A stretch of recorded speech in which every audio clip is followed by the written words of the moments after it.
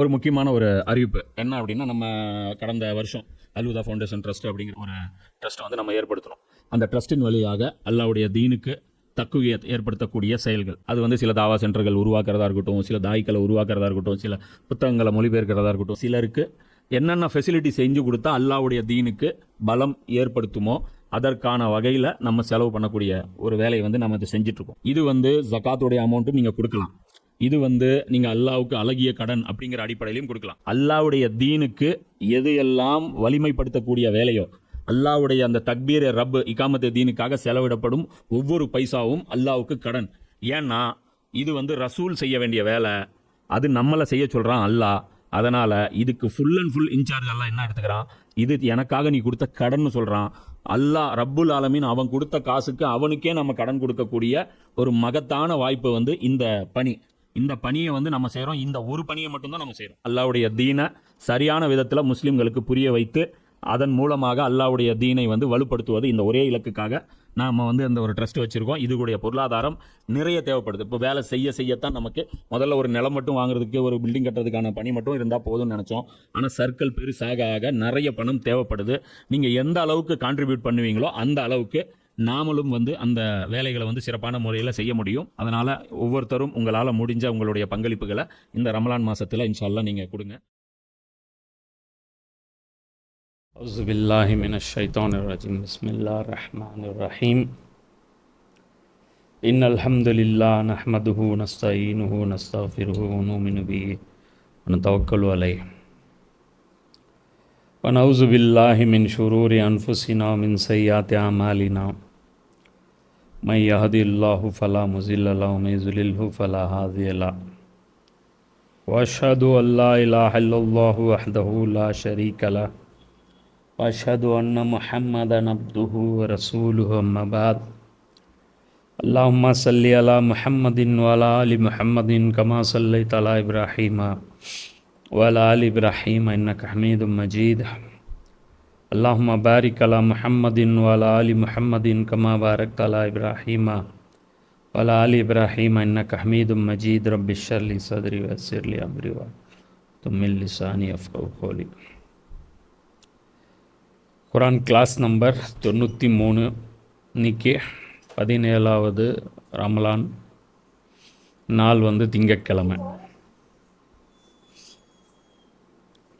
ஆயத்து நம்பர் 5வது அத்தியாயம் 51வது வசனம்.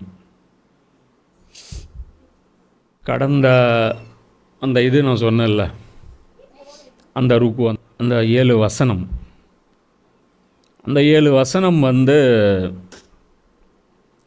அல்லாஹ் வந்து இந்த மனித குலத்தின் மீது எல்லா உம்மத்களின் மீதும் அல்லாஹ் வந்து அந்த ஹுஜ்ஜத்தை வந்து அதை நிறுவிட்டான். புரியுதா? அல்லாஹ்விடத்தில் அசல் குற்றம், அல்லாஹ்வுக்கு கோபம் வரக்கூடிய அசல் குற்றம் எது? புரியுதா? அல்லாஹ் எதை சகிச்சுக்குவான், எதை சகிச்சுக்கவே மாட்டான் அப்படிங்கிற அந்த விஷயத்தை வந்து அல்லாஹ் வந்து தெள்ள தெளிவாக ஆணித்தரமாக யூதர்கள் சார்பாகவும், கிறிஸ்தவர்கள் சார்பாகவும், முஸ்லீம்கள் சார்பாகவும், நபி ஸல்லல்லாஹு அலைஹி வஸல்லம் அவர்கள் சார்பாகவும் கிறிஸ்டல் கிளியராக புரிய வச்சிட்டான். ஒரே ஒரு விஷயந்தான், அல்லாஹ்வுடைய உத்தரவுகளை யார் வந்து இக்னோர் பண்ணுறாங்களோ, அது நீ நம்பலையோ அதை செயல்படுத்தலை அப்படிங்கிற பட்சத்தில், அது நீ எந்த இடத்துல இருந்துக்கிட்டு நீ செயல்படுத்தாமல் இருந்தாலும் சரி, தனிநபராக இருந்து அந்த கட்டளைகளை நீ கைவிட்டாலும் சரி, ஒரு ஃபேமிலியாக இருந்து அல்லாஹ்வுடைய சட்டங்களை தூக்கி ஓரமாக போட்டாலும் சரி, ஒரு ஆட்சியாளராக இருந்து நீ அல்லாஹ்வுடைய சட்டங்களை ஓரமாக போட்டாலும் சரி, அல்லாஹ்வுடைய வரம்புகள், அல்லாஹ்வுடைய ரூல்ஸ்கள், அல்லாஹ் ரசூலா சொல்கிறாங்க, ஒவ்வொரு மன்னனுக்கும் பவுண்ட்ரி இருக்குது, எல்லை இருக்குது. அந்த எல்லையை கிராஸ் பண்ணுறது வந்து அந்த மன்னன் வந்து அக்செப்ட் பண்ண மாட்டான். அல்லாஹ்வுடைய பவுண்ட்ரி, அல்லாஹ்வுடைய சட்டங்கள், அதை கிராஸ் பண்ணிங்க அப்படின்னா அல்லாஹ்வுக்கு ரொம்ப கோபம் வரும். அதை வந்து அல்லாஹ் அட்ஜஸ்ட் பண்ண மாட்டான். மற்றபடி சில விஷயங்கள் அல்லாஹ் மன்னிக்கக்கூடியவன். அப்போ அது வந்து கிறிஸ்டல் கிளியர் ஆயிடுச்சு. எது செய்யவே கூடாது, எங்கே டச், எது அல்லாஹ்வுடைய ரெட் லைன் அப்படிங்கிறது இது வரைக்கும் பார்த்தாச்சு. எதை செய்யணும் அது இப்போ வருது. எதை செய்யாமல் விட்டீங்கன்னா உங்களுக்கு சாவடி இருக்குது. எதை மட்டும் நீங்கள் செய்யாமல் விட்டுட்டீங்க அப்படின்னா, எதை செய்யாமல், அது எதை செய்யவே கூடாதோ அதுவும் நல்லா தெளிவாக சொல்லிட்டான். எது செஞ்சிடாமல் வந்து என் முன்னாடி நின்னீங்கன்னா நீங்கள் நாஸ்தி. அதையும் நல்லா வந்து இந்த ருக்குவில் வந்து அதை வந்து கிளியர் பண்ணுறோம். இப்போ முதல்ல ஒரு விஷயத்தை அல்ல சொல்கிறான். அவுசு பில்லாஹி மினஷ் ஷைத்தானிர் ரஜீம் பிஸ்மில்லாஹிர் ரஹ்மானிர் ரஹீம். இறை நம்பிக்கை கொண்டவர்களே, யூதர்களையும் கிறிஸ்தவர்களையும் உங்கள் உற்ற நண்பர்களாக ஆக்கி கொள்ளாதீர்கள். இல்லை என்ன சொல்கிறான்? மூமின்களே. இந்த மூமின்கள் அப்படின்னு சொன்னாலே அது வந்து ரொம்ப கேர்ஃபுல்லாக பாருங்கள் அப்படின்னு இப்னு அப்பாஸ் சொல்லுவாங்க அப்படின்னு சொல்லுவாங்க. இது வந்து பார்த்திங்கன்னா இந்த மதவாதிகள், இஸ்லாத்தை வந்து மதமாக பார்க்குறவங்க பார்த்திங்கன்னா ரொம்ப வந்து அதை வந்து அப்படியே சொல்லுவாங்க. மூமின்களேன்னு சொன்னால் அப்படி அந்த அவங்களுடைய பயான்கள்லாம் பார்த்தீங்கன்னா அவ்வளோ வந்து பார்த்திங்கன்னா அவ்வளோ இதாக இருக்கும், உணர்ச்சி பொங்க இருக்கும். இதுவும் அந்த மாதிரி தான் சொல்கிறான். இறை நம்பிக்கை கொண்டு யாயுல்ல ஜீனா ஆமனுன்னு தான் வருது. இதெல்லாம் இந்த காதில் கூட வாங்க மாட்டாங்க. இதை கேட்ட ஸ்ட்ராட்டஜியும் பண்ணி, ஏன்னா வண்டவாளம் என்ன பின்னாடி சொல்லும்போது உங்களுக்கு புரியும். இறை நம்பிக்கை கொண்டவர்களே, யூதர்களையும் கிறிஸ்தவர்களையும் உங்கள் உற்ற நண்பர்களாக ஆக்கி கொள்ளாதீர்கள். அவர்களில் சிலர் சிலருக்கு நெருங்கிய நண்பர்களாக இருக்கின்றனர். அவங்களில் சிலர் சிலருக்கு நெருங்கிய நண்பர்களாக இருக்கின்றனர். மேலும் உங்களில் எவரேனும் அவர்களை தம் உற்ற நண்பர்களாக ஆக்கி கொண்டால், உங்களில் யாராவது அவங்களோட க்ளோஸ் ஃப்ரெண்ட்ஷிப் வச்சுக்கிட்டிங்கன்னா அவரும் அவர்களை சார்ந்தவராகவே கணிக்கப்படுவார். நீ அவங்களோட ஃப்ரெண்ட்ஷிப் வச்சுக்கிட்டிங்கன்னா நான் உங்களை, நீங்கள் தொப்பி போட்டிருக்கீங்க, அவங்க சிலுவை போட்டிருக்காங்க, அவங்க வந்து தௌராத் வச்சுருக்காங்கன்னெலாம் பார்க்க மாட்டேன். நீங்கள் 3 பேரும் ஒரே கேங்குன்னு தான் நான் பார்ப்பேன். அல்ல சொல்கிறோம். நிச்சயமாக அல்லாஹ் அக்கிரமக்காரர்களுக்கு நேர்வழி காட்டுவதில்லை. இப்போ இந்த வசனத்தை பொறுத்த வரைக்கும் நான் குரானில் எல்லா இடத்துலையுமே இருக்கிறது தான். அதாவது ஒன்று தாவீலே ஹாஸ், இன்னொன்று தாவீலே ஆம். அப்படின்னா என்ன? தாவீலே ஹாஸ் அப்படின்னா அந்த ஆயத்துடைய அந்த காலத்து மீனிங். தாவீலே ஆம் அப்படின்னா அது எல்லா காலத்துக்கும் பொருந்தக்கூடிய வகையில் விளங்கப்படும் மீனிங். இது சொல்லியிருக்கேன்ல. இப்போ தாவீலே ஹாஸ் அதாவது நபி ஸல்லல்லாஹு அலைஹி வஸல்லம் காலத்தில் இந்த வசனத்துக்கு என்ன மீனிங்? அப்போது இது வந்து நான் தான் சொன்னேன்ல, இது வந்து அகல் போருக்கு முன்னாடி நடக்கக்கூடிய அந்த காலகட்டமில் அது இந்த உதைபியா அது அந்த அந்த மிக்சப்பான ஒரு சூழல். முஸ்லீம்கள் வந்து டாமினேட்டும் ஆகலை, தோல்வி அடைஞ்சும் போகலை. ஒரு 50%, அதாவது மேட்ச் வந்து இந்த பக்கமும் திரும்பும் அந்த பக்கமும் திரும்பும் அப்படிங்கிற மாதிரியான சூழ்நிலை. இப்போ இந்த இடத்துல என்ன பண்ணுறாங்க, சில முஸ்லீம்கள் நயவஞ்சகர்கள் அவங்க என்ன பண்ணுறாங்க, யூதர்களிடையும் அவங்க வந்து குடுக்கல் வாங்கல் அதெல்லாம் வச்சுக்கிறாங்க. ரிலேஷன்ஷிப் ரொம்ப அவங்கள்ட்ட இருக்குது. அப்போது அல்லாஹ் சொல்கிறான், அந்த மாதிரி அவங்கக்கிட்ட இருக்கக்கூடிய அந்த ரிலேஷன்ஷிப்பு விட்டுருங்க அப்படிங்கிறான். ஏன் அந்த ரிலேஷன்ஷிப் அவங்க வச்சுருக்காங்க அப்படின்னா, யூதர்கள் தான் அங்கே வந்து மிகப்பெரிய செல்வந்தர்கள். உங்களுக்கு ஃபைனான்ஸ் வேணும் அப்படின்னா அவங்கள தான் டீல் பண்ணி ஆகணும். அதே மாதிரி உங்களுடைய ப்ராடக்ட் வந்து மார்க்கெட்டில் சேல் பண்ணணும் அப்படின்னா அவங்க தான் உங்கள்கிட்ட பர்ச்சேஸ் பண்ணுவாங்க. அவங்க தான் வந்து ட்ரேடர்ஸ். அவங்கக்கிட்ட தான் எல்லாமே நடக்கும். வியாபாரம் அவங்க தான் பண்ணி ஆகணும். அப்போ அவங்களோட நீங்கள் தொடர்பு வந்து துண்டிச்சுக்கிட்டீங்க அப்படின்னா உங்களுடைய பிஸ்னஸை நீங்களே ஸ்பாயில் பண்ணிக்கிறீங்கன்னு அர்த்தம். சரி, அப்போ நான் இதுக்கு முன்னாடி வந்து ஒரு வசனத்தில் சொன்னேன், 4 விஷயங்களோடு நாம் வந்து போராடிக்கிட்டே இருக்கணும். என்ன சொன்னேன்? அதில் வந்து இப்லீஸும் அவனுடைய கூட்டத்தார், அல்லாவை மறந்த மனிதர்கள், சமூகம், தவறான மூட பழக்கங்கள். இந்த 4 விஷயங்களும் நம்மளை வந்து ஒவ்வொரு நாளும் ஒவ்வொரு நிமிஷமும் நம்மளை வந்து தவறான பாதைக்கு இழுத்துக்கிட்டே இருக்கும். ஸோ நம்ம வந்து அவங்களோட போராடிக்கிட்டே தான் இருக்கணும். அப்போ இவங்க வந்து எப்படிப்பட்டவங்க அப்படின்னா, இவங்க வந்து அந்த பிஸ்னஸ் ரீதியாக இவங்களை வந்து அவாய்ட் பண்ண முடியாது.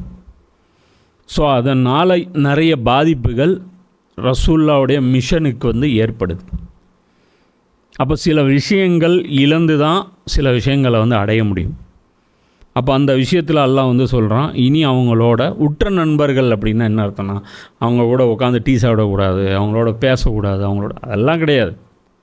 ரிலேஷன்ஷிப் வச்சுக்கக்கூடாது. அதாவது அவங்கள பிஸ்னஸ்ஸு வந்து இப்போ உங்கள்கிட்ட இப்போ நீங்கள் அவங்ககிட்ட பிஸ்னஸ் பண்ணுறீங்கன்னா உங்களுக்கு ஒரு லாபம் இருக்கிற மாதிரி அவங்களுக்கு ஒரு லாபம் இருக்கும்ல, புரியுதா இல்லையா? ஸோ அந்த மாதிரி அந்த கொடுக்கல் வாங்கல நீங்கள் கட் பண்ணுங்கள், இது அல்லாஹ் சொல்கிறான். அப்போ அல்லாஹ் அதில் ஏதோ அந்த டைமில் இருக்கக்கூடிய அந்த சூழலில் ஏகப்பட்ட ஹிக்மத் அதில் இருந்திருக்கும், புரியுதா? அப்போது இவங்க என்ன பண்ணுறாங்க அப்படின்னு பார்த்தீங்கன்னா, நாங்கள் வந்து நடுவில் இருக்கிறோம். இப்போ அந்த காலகட்டம் எப்படி அப்படின்னா, ரசூல்லா வந்து ஓப்பனாக வந்து இது சொல்ல முடியாது. அதாவது மதீனாவாசிகளை பார்த்து நீங்கள் வந்து ஏன்னா இவங்க காலங்காலமாக அவங்களோட தொழில் பண்ணிட்டுருக்காங்க. ரசூல்லா வந்து ஜஸ்ட்டு லான்ச் ஆனவங்க, அவங்க நேற்று வந்த விருந்தாளி. இவங்க பல 100 வருஷமாக இவங்களோட தொடர்பில் இருக்கிறாங்க, புரியுதா? ஒரு பழைய கஸ்டமர்னால் தெரியுமில்ல, தொடர்ச்சி அவன் வந்துகிட்டே இருப்பான், அவன் வந்துட்டுருப்பான், நீ கொடுத்துட்ருப்ப, அது வந்துட்டுருக்கும். ஸோ திடீர்னு வந்து கட் பண்ணுங்க அப்படின்னு சொல்லிட்டு அல்லாஹ் சொல்லும்போது அது வந்து நம்முடைய ஈரலை அறுக்கிற மாதிரி.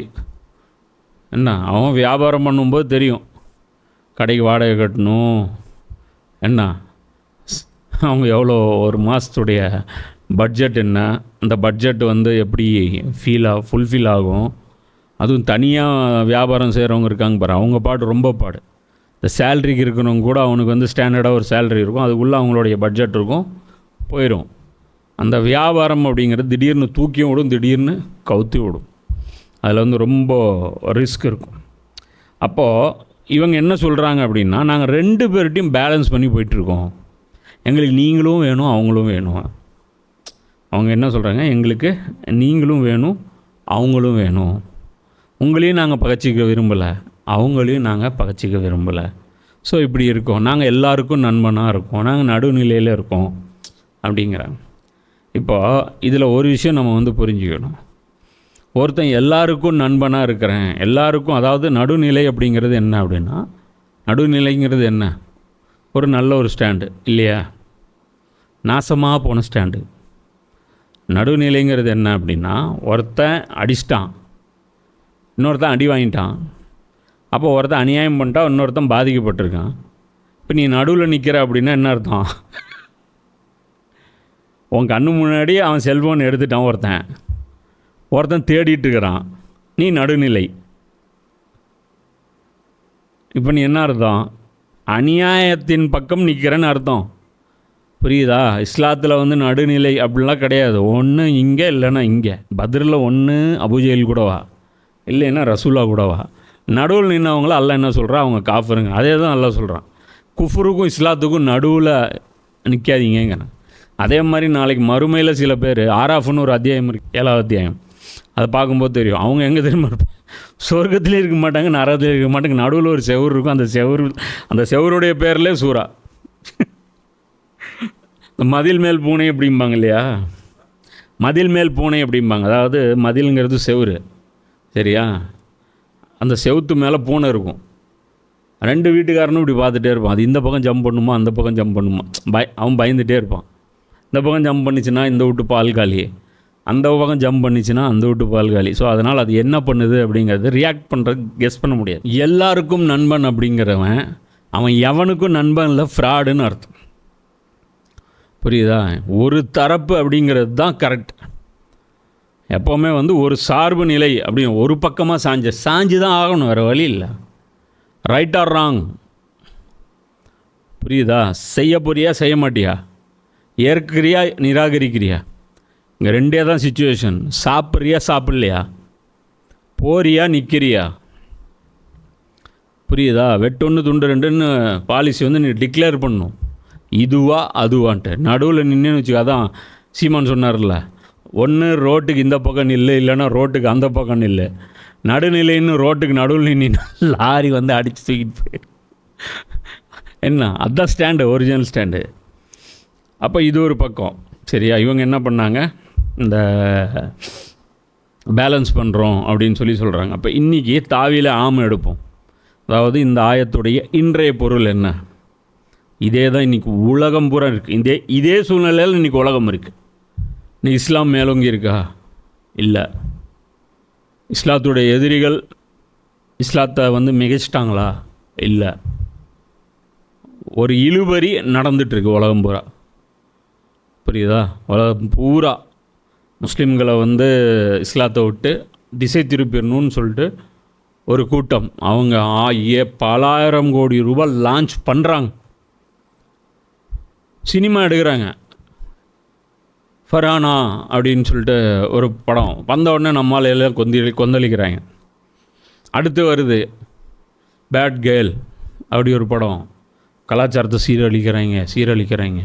நட்சத்திரங்கள் நகர்கிறது அது ஒரு படம், கலாச்சாரம் சீரழிக்கிறாங்க. சூப்பர் டீலக்ஸ் கலாச்சாரம் சீரழிக்கிறது. இந்த மாதிரி நிறைய வரிசையாக வந்துகிட்டே இருக்கு. எவ்வளோ ஃபண்டு அவங்க செலவு பண்ணுறாங்க தெரியுமா?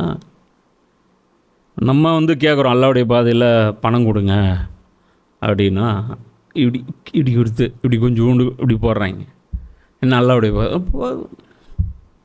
அப்புறம் என்ன நினைக்கிறாங்க அப்படின்னா, அவங்களுடைய அந்த தந்திரங்கள் வந்து தோல்வி அடைஞ்சிடணும்னு நினைக்கிறாங்க. எப்படி? அவன் பல லட்சம் கோடி ரூபா செலவு பண்ணுறான், நீ சில ஆயிரம் ரூபா செலவு பண்ணுற, நீ ஜெயிக்கணும்னு நினைக்கிற. இது எப்படி இருக்குதுன்னா, வாயில் வந்து 2 கையை திறந்து வச்சுட்டு குரான்லே வரும், வாயை வந்து ஆன்னு திறந்துட்டு ஆற்றுக்கிட்ட போய் உட்காந்து வாயில் தண்ணி பூந்துருமா? அவன் எவ்வளோ ஃபண்டு பண்ணுறான், நீ எவ்வளோ ஃபண்டு செலவு பண்ணணும்? நீ முஸ்லீம்கள்ட்ட ஃபண்டு இல்லையா? எவ்வளோ ஃபண்டு பண்ணணும்? அடுத்த ஜென்ரேஷன் எப்படி செதுக்கணும், எப்படி மோல்டு பண்ணணும்? நீங்கள் ஆர்எஸ்எஸ் பார்க்குறீங்க, பிஜேபி பார்க்குறீங்க, பின்னாடி அவங்களுடைய உழைப்பை பாருங்கள், எவ்வளோ பணம் அவங்க செலவு பண்ணுறாங்கன்னு பாருங்கள், அவங்களுடைய தியாகத்தை பாருங்கள். உழைப்பே உயர்வு. அல்லாஹ் வந்து அது குரானில் வந்து ரூல் ஆக்கிட்டான். யார் உழைக்கிறாங்களோ அவங்கள கண்டிப்பாக நான் மேலோங்க செய்வேன் அப்படிங்கிறது அல்லாஹ் குரானில் சொல்கிறான். புரியுதா? இப்போ இன்றைக்கி என்ன சூழ்நிலை அப்படின்னு பார்க்கும்போது, இன்றைக்கி வந்து அந்த இஸ்லாத்தை வந்து ஒழிச்சிடணும் அப்படின்னு ஒரு கூட்டம் கடுமையான முயற்சிகள் எடுக்குது, கல்ச்சரை கொலாப்ஸ் பண்ணுது. இன்றைக்கி ஸ்கூலு நல்ல எஜுகேஷன் வேணும்னா நீ குஃபருடைய ஸ்கூலில் தான் நீ போய் சேர முடியும், இல்லைன்னா அது குவாலிட்டியான எஜுகேஷனாக இருக்காது. புரியுதா? நீ போய் மதரசாவில் போய் படித்த அப்படின்னா அது வந்து தீன் அளவில் கூட அது குவாலிட்டி கிடையாது. அது இஸ்லாமிய, அதாவது அதாவது இஸ்லாமிய ரீதியாக கூட அங்கே வந்து இஸ்லாத்துடைய போதனைகள் கூட உங்களால் உருப்படியாக கற்றுக்க முடியாது. குரானை கூட அங்கே உருப்படியாக கற்றுக்க முடியாது. அது வேறு விஷயம். ஒரு இங்கிலீஷ் கற்றுக்க முடியாது, நீ எதுவும் பண்ண முடியாது. வெளியில் நீ வந்தீன்னா, குகைவாசிகள் குகையிலேருந்து வெளியே வந்தாங்கள்ல 300 வருஷம் கழித்து, அந்த பொசிஷனில் தான் இருப்பான். எந்த கடையிலையும் அவங்கள வேலைக்கு சேர்த்துக்க மாட்டாங்க. எந்த தொழிலும் அவங்களுக்கு தொடங்க தெரியாது, தொழில்னால் என்னன்னே தெரியாது. இப்படிப்பட்டவங்களை உருவாக்கி நீங்கள் என்ன பண்ண போகிறீங்க? இஸ்லாத்தை எப்படி வந்து நீங்கள் டிஃபெண்ட் பண்ண போகிறீங்க? அவங்க யார் தெரியுமா? இப்போ போட்டிக்கு போய் இறங்குறாங்க. எதில் போய் இறங்குறாங்க? அவங்களுடைய கல்வி திட்டத்துக்குள்ளே போய் நுழையிறாங்க. ஐஏஎஸ் ஆகுறாங்க, ஐபிஎஸ் ஆகுறாங்க, எல்லாம் ஆகுறாங்க. போயிட்டு வெளியே வரும்போது அவங்க எப்படி தெரியுமா நடந்துக்கிறாங்க? அல்லாஹ் தூக்கி முதுகுக்கு பின்னாடியே, குரானை தூக்கி முதுகுக்கு பின்னாடியே. ஒரு தாடி வேணால் இருந்துக்கும். என்ன, நீ போய் பாரு, ஒரு கவர்மெண்ட் ஆஃபீஸில் போய் ஒரு முஸ்லீம் மட்டும் யாராவது அந்த கவர்மெண்ட் ஆஃபீஸில் இருந்தாங்கன்னா சலாம் சொல்லியிருப்பார். அவங்க மூஞ்சி மாறுறதை நீ அப்படியே பார்க்கலாம். எதுக்குன்னா, கவர்மெண்ட் ஆஃபீஸருங்கிறவர் எல்லாருக்கும் சமமாக நடந்துக்கணும், அதானே? புரியுதா? இப்போ பட்டா வாங்க போகிற அப்படின்னா பட்டா எல்லாருக்கும் சமமாக கொடுக்கணும். அவர் வந்து சிலர் பேர்கிட்ட வந்து எல்லா டாக்குமெண்ட்டும் கரெக்டாக இருக்கான்னு செக் பண்ணி பார்த்துட்டு தான் கொடுக்க முடியும். இப்போ நீ போனவொன்னே முஸ்லீம் பார்த்து சலாம் சொல்லிட்டீங்கன்னா அது வந்து ஒரு அன்புக்கு ஒரு அடையாளமாயிருது. புரியுதா? அப்போது 2 பேப்பர் இல்லை, ஒரு 2 சைன் இல்லை அப்படின்னா பரவாயில்லைங்க, நான் அப்புறமா கொண்டு வந்து தரேன், நீங்கள் கொடுங்க அப்படின்னா கொடுக்கணும். எங்கே சலுகை கேட்டுருவானோ, எங்கே அதனால் வந்து மற்றவங்க வந்து என்னை வந்து உங்கள் ஆளுக்கு நீ பார்த்து செஞ்சு தர்ற அப்படின்னு நினச்சிருவானோ அப்படிங்கிற அந்த பயத்தினால முஸ்லீம்கள் வந்து அந்த இவங்க கஷ்டப்பட்டு இவங்ககிட்ட இருக்கிறது 2 ஐடியா தான், 2மே உருப்படாத ஐடியா. ஒன்று, மதரசாக்களை உருவாக்கி இது மாதிரியான ஒரு தலைமுறையை உருவாக்க வேண்டியது.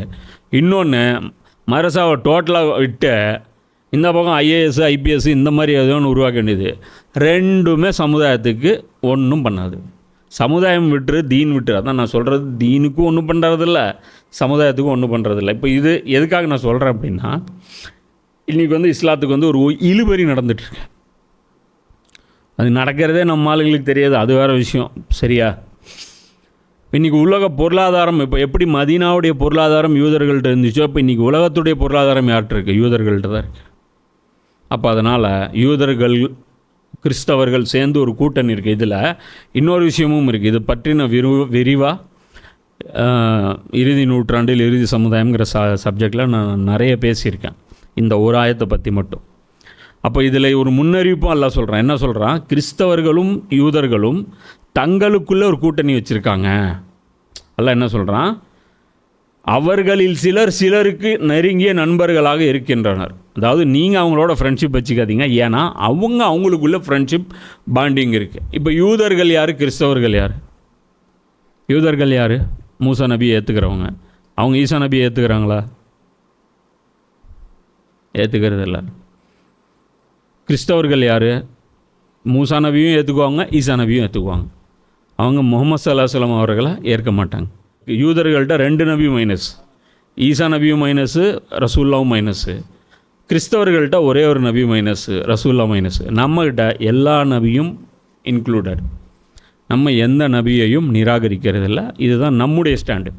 நம்ம மூசா நபியையும் மதிப்போம், ஈசா நபியையும் மதிப்போம், அவங்களுடைய ஷரியத்தையும் மதிப்போம், அவங்களுடைய வேதங்களையும் மதிப்போம். இப்போது இவங்க ஏன் ஈசா நபியை வந்து அவங்க ஏற்றுக்கிறது இல்லை? ஒரு கூட்டம் ஏற்றுக்கிறது இல்லை அப்படின்னா அவங்களுக்குள்ள எவ்வளோ பெரிய வெஞ்சன்ஸ் இருக்கும். அவங்களுக்குள்ள கடுமையான அந்த வரலாற்றில் 2000 வருஷமாக கடுமையான பகை இவங்க 2 பேர்த்துக்குள்ள.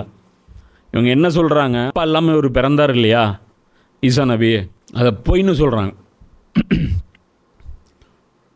அப்பா இருக்காங்க, மறைக்கிறாங்க. மரியம் அலைஹிஸ்ஸலாமை தவறான வழியில் ஈசா நபியை பிறந்தாங்க அப்படிங்கிற அப்பாண்டமான ஒரு குற்றச்சாட்டை இவங்க வைக்கிறாங்க. எவ்வளோ கோபம் வரணும் இவங்களுக்கு, கிறிஸ்தவர்களுக்கு, யூதர்கள் மேலே. நாம் என்ன சொல்கிறோம்? மரியம் அலைஹிஸ்ஸலாம் உண்மையிலேயே தந்தை இல்லாமல் தான் ஈசா நபியை பெற்றெடுத்தாங்கிறப்ப யார் கூட இவங்களோட ஃப்ரெண்ட்ஷிப் இருக்கணும்? கிறிஸ்தவர்கள் நம்ம கூட தான் இருக்கணும். இப்போ இன்றைக்கி அமெரிக்காவுடைய ஃப்ரெண்ட்ஷிப் யார் கூட இருக்குது? இஸ்ரேல் கூட இருக்குது. இஸ்ரேலுக்கு இவன் ஆகக்கூடாது, அவனுக்கு இவன் ஆகக்கூடாது. எப்படி அந்த ஃப்ரெண்ட்ஷிப்பு? என்ன ஃப்ரெண்ட்ஷிப்பு? என்ன எங்கே இருந்துடா அவங்களுக்கு கூட்டணி? ஒரு பாண்டிங் இருக்குது அப்படின்னா அதுக்கு ஒரு லாஜிக் வேண்டாமா? அப்போ இதை புரிஞ்சுக்கோ. அப்போது இந்த கூட்டணிக்கிட்ட தான் இன்றைக்கி என்ன இருக்குது? வேர்ல்டு பேங்க் இருக்குது. மிகப்பெரிய பொருளாதார அந்த மண்டலங்கள் உருவாக்கியிருக்காங்க. பிளாக் ராக்ஸ், ராத்ஸ்சைல்டு, இந்த மாதிரியான யூத கூட்டணி. இவங்களை வந்து இப்போ இந்த மாதிரி யூதர்களும் கிறிஸ்தவர்களும் சேர்ந்த அந்த கூட்டணியை வந்து ஜைனிஸ்ட் அப்படின்னு சொல்லுவாங்க. மவுண்ட் ஜைன் அப்படின்னு சொல்லிட்டு இஸ்ரேலில் ஒரு மலை இருக்குது. அது வந்து புனித மலை. இப்போ அந்த மலையை அடையாளமாக வச்சு இந்த மூமெண்ட்டுக்கு பேர் ஜைனிஸ்ட் மூமெண்ட் அப்படின்னு ஆரம்பித்தாங்க. இது வந்து 1894 அந்த மாதிரியான காலகட்டங்களில் அது வந்து துவக்கப்பட்டுச்சு. அதோடைய ஃபவுண்டர் வந்து ஒருத்தர் தாடி வச்சுட்டு மீசை அப்படி முறுக்கி வச்சுட்டு இருப்பேன். இன்றைக்கி ட்ரெண்டிங்கில் ஒரு மீசை தாடி இருக்குல்ல, இந்த கேஜிஎஃப்பில் இவனுங்களாம் வச்சு சுற்றுறானுங்க, அது வந்து ஜைனிஸ்டுடைய ஃபேஷன் அது. சரியா? இப்போ இவர்கள் வந்து உலகத்தை வந்து இப்போ என்ன பண்ணுறாங்க? அடக்கி ஆள்றாங்க. உலகம் பூரா வந்து இவங்களுடைய சொல் பேச்சு தான் நீ நடந்தாகணும். இவர்களுடன் நீங்கள் தொடர்பு வச்சே ஆகணும். இவர்கள் தான் எல்லா நாடுகளுக்கும் கடன் கொடுக்குறாங்க. இப்போ சமீபத்தில் பிரச்சனையாச்சா? தமிழ்நாடுடைய கடன் வந்து 9 லட்சம் கோடி. என்ன அவ்வளோ இருக்குது? 5 லட்சம் கோடி ரூபாவில் பழனிசாமி விட்டுட்டு போனார். இவங்க வருஷத்துக்கு 1 லட்சம் கோடி எக்ஸ்டெண்ட் பண்ணி 4 வருஷத்தில் 4 லட்சம் கோடி வாங்கினாங்க. அவங்க 10 வருஷத்துலேயே 5 லட்சம் கோடி தான் வாங்கினாங்க அப்படின்னு சொல்லிட்டு இவங்களுக்குள்ள அந்த கடன் கொடுத்தாங்களே யார் கொடுத்தாங்க? அந்த கடன் கொடுத்தாங்களே யார் கொடுத்தாங்க? இவங்க தான் கொடுக்குறாங்க, அமெரிக்கன். இந்த பேங்க்கெல்லாம் யாரும் இந்த பேங்க்குக்கெல்லாம் நீயும் அவங்களுமே அக்கௌண்ட் ஓப்பன் பண்ண, நாடுகள் தான் அக்கௌண்ட் ஓப்பன் பண்ண முடியும். புரியுதா? இந்த கரன்சி வந்து டாலர்ஸில் வந்து கடன் கொடுப்பாங்க. டாலர் ரேட்டு ஏற ஏற ஏற நீ அதாவது வட்டி ஒரு பக்கம் ஏறும், டாலர் வேல்யூ வந்து ஒரு பக்கம் ஏற்றி விட்ருவாங்க. கேட்டால் அது எப்படி ஏறிச்சு என்ன ஏறிச்சுன்பாங்க. கேட்டால் வந்து பார்த்துட்டு என்ன சொல்லுவாங்கன்னா பணம் வீங்கிருச்சும்பாங்க. அது எப்படிங்க பணம் வீங்கும்? பண வீக்கம். கேட்டால் அந்த பொருளாதார நிபுணர் அந்த டை கட்டிட்டு அப்படி உக்காந்துருப்பார். அந்த காலத்திலலாம் போகிற பணம்லாம் வீங்கலை. 400 வருஷம் முன்னாடிலாம் பணம் வீங்கலை. ஏன் தெரியுமா? கோல்டை வந்து காயினாக பயன்படுத்தினாங்க, வெள்ளிய காயினாக பயன்படுத்தினாங்க. 1858 தான் இந்தியாவில் வந்து பேப்பர் கரன்சி கொண்டு வராங்க. அதுவும் இந்த வெள்ளைக்காரங்க பழைய எடுத்து வந்ததுக்கப்புறம் தான். அதுக்கு முன்னாடி இருந்த முகலாயர்கள் கூட பேப்பர் கரன்சி கொண்டு வரல. அவங்க வந்து காயின் தான் வச்சுருந்தாங்க, வெள்ளி காசு தங்க காசு. நீ வெள்ளி காசு தங்க காசு 10,000 வருஷம் கழித்து வச்சுருந்ததுனால ஒரு பவுன் வெள்ளி அது 10 கிராம் வெள்ளி 10 கிராம் வெள்ளி தான். அது குறையவும் செய்யாது, அதுக்கு மதிப்பு குறையவும் செய்யாது, ஏறவும் செய்யாது. தங்கத்துக்கு மதிப்பு குறையும் செய்யாது, ஏறவும் செய்யாது. பணத்தோடு அது கம்பேர் பண்ணும்போது தான் அது வந்து டிஃப்ரெண்ட் ஆகுது. அப்போ தங்கத்தை கொடுத்து பொருளை வாங்கு, தங்கத்தை கொடுத்து பொருளை இது பண்ணு. வெறும் அப்போ என்ன விலைவாசி இருக்கும் தெரியுமா? தக்காளி இந்த வருஷம் விளைச்சல் கம்மின்னு வச்சுக்கோ, அந்த வருஷம் தக்காளி மட்டும் ரேட் ஏறும். அடுத்த வருஷம் விலை ஜாஸ்தி ஆயிடுச்சின்னு வச்சுக்கோ, நார்மலாகிடும். இது பெரிய லெவலில் புரட்டி போடாது. ஆனால் இந்த இன்ஃப்ளேஷன் இருக்குது பாரு, இவங்க ஏற்படுத்தி வச்சுருக்கிறது, அது வந்து பெரிய லெவலில் புரட்டி போட்டுரும். இவங்களை யார் ஏற்றுக்கிறாங்களோ அவங்களுக்கு இந்த இன்ஃப்ளேஷன் பாதிக்காது. இவங்களை யார் ஏற்றுக்கலையோ அவங்களுக்கு இன்ஃப்ளேஷன் பாதிக்கும். 3 கரன்சி உலகத்தில் அது வந்து பார்த்திங்கன்னா வேர்ல்டு கரன்சி. 1 பிரிட்டனுடைய பவுண்டு, 2 யூரோப்புடைய யூரோ, 3வது அமெரிக்கன் டாலர். இந்த 3 பேரும் வெள்ளைக்காரனுங்க, 3 பேரும் ஜைனிஸ்ட்டு, 3 பேரும் இந்த கூட்டத்தை சேர்ந்தவங்க, திருட்டு பசங்க. இவங்க 3 கரன்சி மட்டும் எப்போவுமே பாரு, ஒரு யூரோ 100 ரூபா, ஒரு பவுண்டு 100 ரூபா நமக்கு, ஒரு டாலர் 84 ரூபா 85 ரூபா. புரியுதா? இதே தங்க காசு இப்போ கேட்டால் என்ன சொல்லுவாங்க, தங்கத்தை எப்படி கொண்டு போக முடியும், தங்கத்தை எப்படி இப்படி கொண்டு போக முடியும்? அதெல்லாம் தாராளமாக கொண்டு வரலாம். புரியுதா? ரூபா நோட்லேயே வந்து ஒரே ஒரு நூல் அளவுக்கு தங்கத்தை பிரிண்ட் பண்ண முடியுமா? முடியாது. தங்கத்தில் ஒரு நூல் பண்ண முடியுமா? முடியாதா? தங்கத்தில் புடவையே செய்கிறாங்களே. 10 ரூபாய்க்கு தங்கம் வந்து கொடுக்க முடியுமா? கொடுக்க முடியாதா? கொஞ்சோண்டு ஒரு லேயர் ஜிக்னா அளவுக்கு தங்கம் கொடுத்தானா அது தங்க காசு. அந்த ரூபா நோட்டு ஏறிச்சுன்னா தங்கம் வந்துட போகுது. புரியுதா? இன்றைக்கி வந்து செல்ஃபோனில் வந்து எவ்வளோ கோல்டு இருக்குது, அது எல்லாத்தையும் மறுபடியும் ரீகலெக்ட் பண்ணுறாங்களா இல்லையா? கோல்டு வந்து நிறைய எலக்ட்ரானிக்ஸ் பொருளுக்கு வந்து யூஸ் பண்ணுவாங்க. அது வந்து கரண்ட்டை வந்து அது என்னமோ சொல்லுவாங்க, அது நமக்கு டெக்னிக்கலாக தெரில. இப்போ உதாரணத்துக்கு ஒரு சில விஷயம் சொல்கிறேன். இவனுங்க என்ன பண்ணுறானுங்க, 1858 இந்தியாவில் வந்து அந்த பேப்பர் கரன்சி கொண்டு வரானுங்க. கொண்டு வரும்போது ஒரு பிளானோடு தான் அவங்க வர்றாங்க. அப்போவே அவங்களுக்கு தெரியும், 1858 அவங்களுக்கு தெரியும் 1947, அதாவது இன்னும் கொஞ்சம் நாளில் நாம் இந்த ஊரை விட்டு போயிடுவோம். அப்போவும் நமக்கு இவங்கள்ட்ட காசு வந்துகிட்டே இருக்கணும்னா என்ன இதுன்னா, அதுக்குன்னு ஒரு மானிட்டரி சிஸ்டம் உருவாக்கிட்டு அந்த சிஸ்டத்தின் கீழே இவங்களை வச்சுட்டு நீங்கள் சுதந்திரமாக இருக்கீங்கன்னு உங்களுக்கு ஒரு லாலிபாப் கொடுத்துட்டு அங்கே உக்காந்துட்டு என்ன பண்ணுங்க, பவுண்டு கொடுத்தோம்னா ஒன்றுக்கு 100. அப்போ என்னாச்சு, அந்த காலத்தில் என்ன நடந்துச்சு, வரி கட்டணும். அதே தான் வரி நீ கட்டிகிட்ருக்குறோம். புரியுதா? இன்றைக்கி நீ வந்து பெட்ரோல் அடிக்கிற, அதில் டேக்ஸ் வருது, அந்த டேக்ஸ் கவர்மெண்ட் கலெக்ட் பண்ணுது. கலெக்ட் பண்ண டேக்ஸ் எங்கே போகுது? இப்போ தானே பட்ஜெட் தாக்கல் பண்ணாங்க, நீயே போய் பாரு. ₹1 இப்படி போடுவாங்க, 27% வட்டி அப்படிமா. இந்த வட்டி எங்கே போகுது? அந்த பிரிட்டனுக்கு, அந்த அமெரிக்காவுக்கு, இவங்களுக்கு தான் போகுது. அப்போ இன்றைக்கி 27 பைசா அவன் தின்னுட்டு தானே இருக்கான். என்ன கொடுத்தான் எனக்கு? பேப்பர் அடித்து கொடுத்தான். கொடுத்தது என்ன? பவுண்டு. அது என்ன? பேப்பர் தானே. ஏன் அதுக்கு நம்ம பேப்பரே வேல்யூவாக இருக்கிட்டு போதில்ல? நான் சொல்கிறேன்ல, இவங்களுடைய தஜ்ஜாலுடைய அந்த சூழ்ச்சி இருக்குல்ல, புரியாது, சாமானிய மக்களுக்கு புரியாது. 10 வருஷம் முன்னாடி என்ன இருந்துச்சுன்னு உனக்கு தெரியாது. லேண்ட்லைன் ஃபோன்னா என்னன்னு உங்களுக்கு தெரியாது. புரியுதா? அந்த கேசட்னா என்னன்னு உங்களுக்கு தெரியாது. கேசட் எப்படி வேலை செய்யும், வீடியோ கேசட் எப்படி செய்யும், விசிஆர்னா என்ன பிளாக் அண்ட் ஒயிட் டிவி நீங்கள் பார்த்துதான் இருக்க மாட்டீங்க.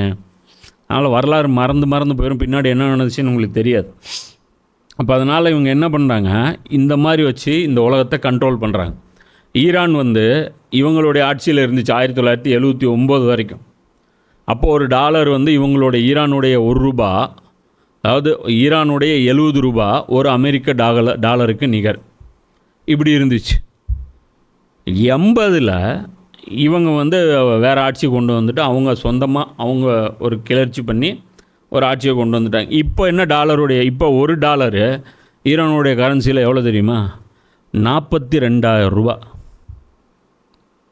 $1 எவ்வளோ? 42,000. ஒரு ஐஃபோன் வந்து $100 $200 வச்சுக்கோ. இன்றைக்கி வந்து அவங்க வந்து கிட்டத்தட்ட ஒரு 42 லட்ச ரூபா 50 லட்ச ரூபா கொடுத்தா தான் ஒரு ஐஃபோன் வாங்க முடியும்.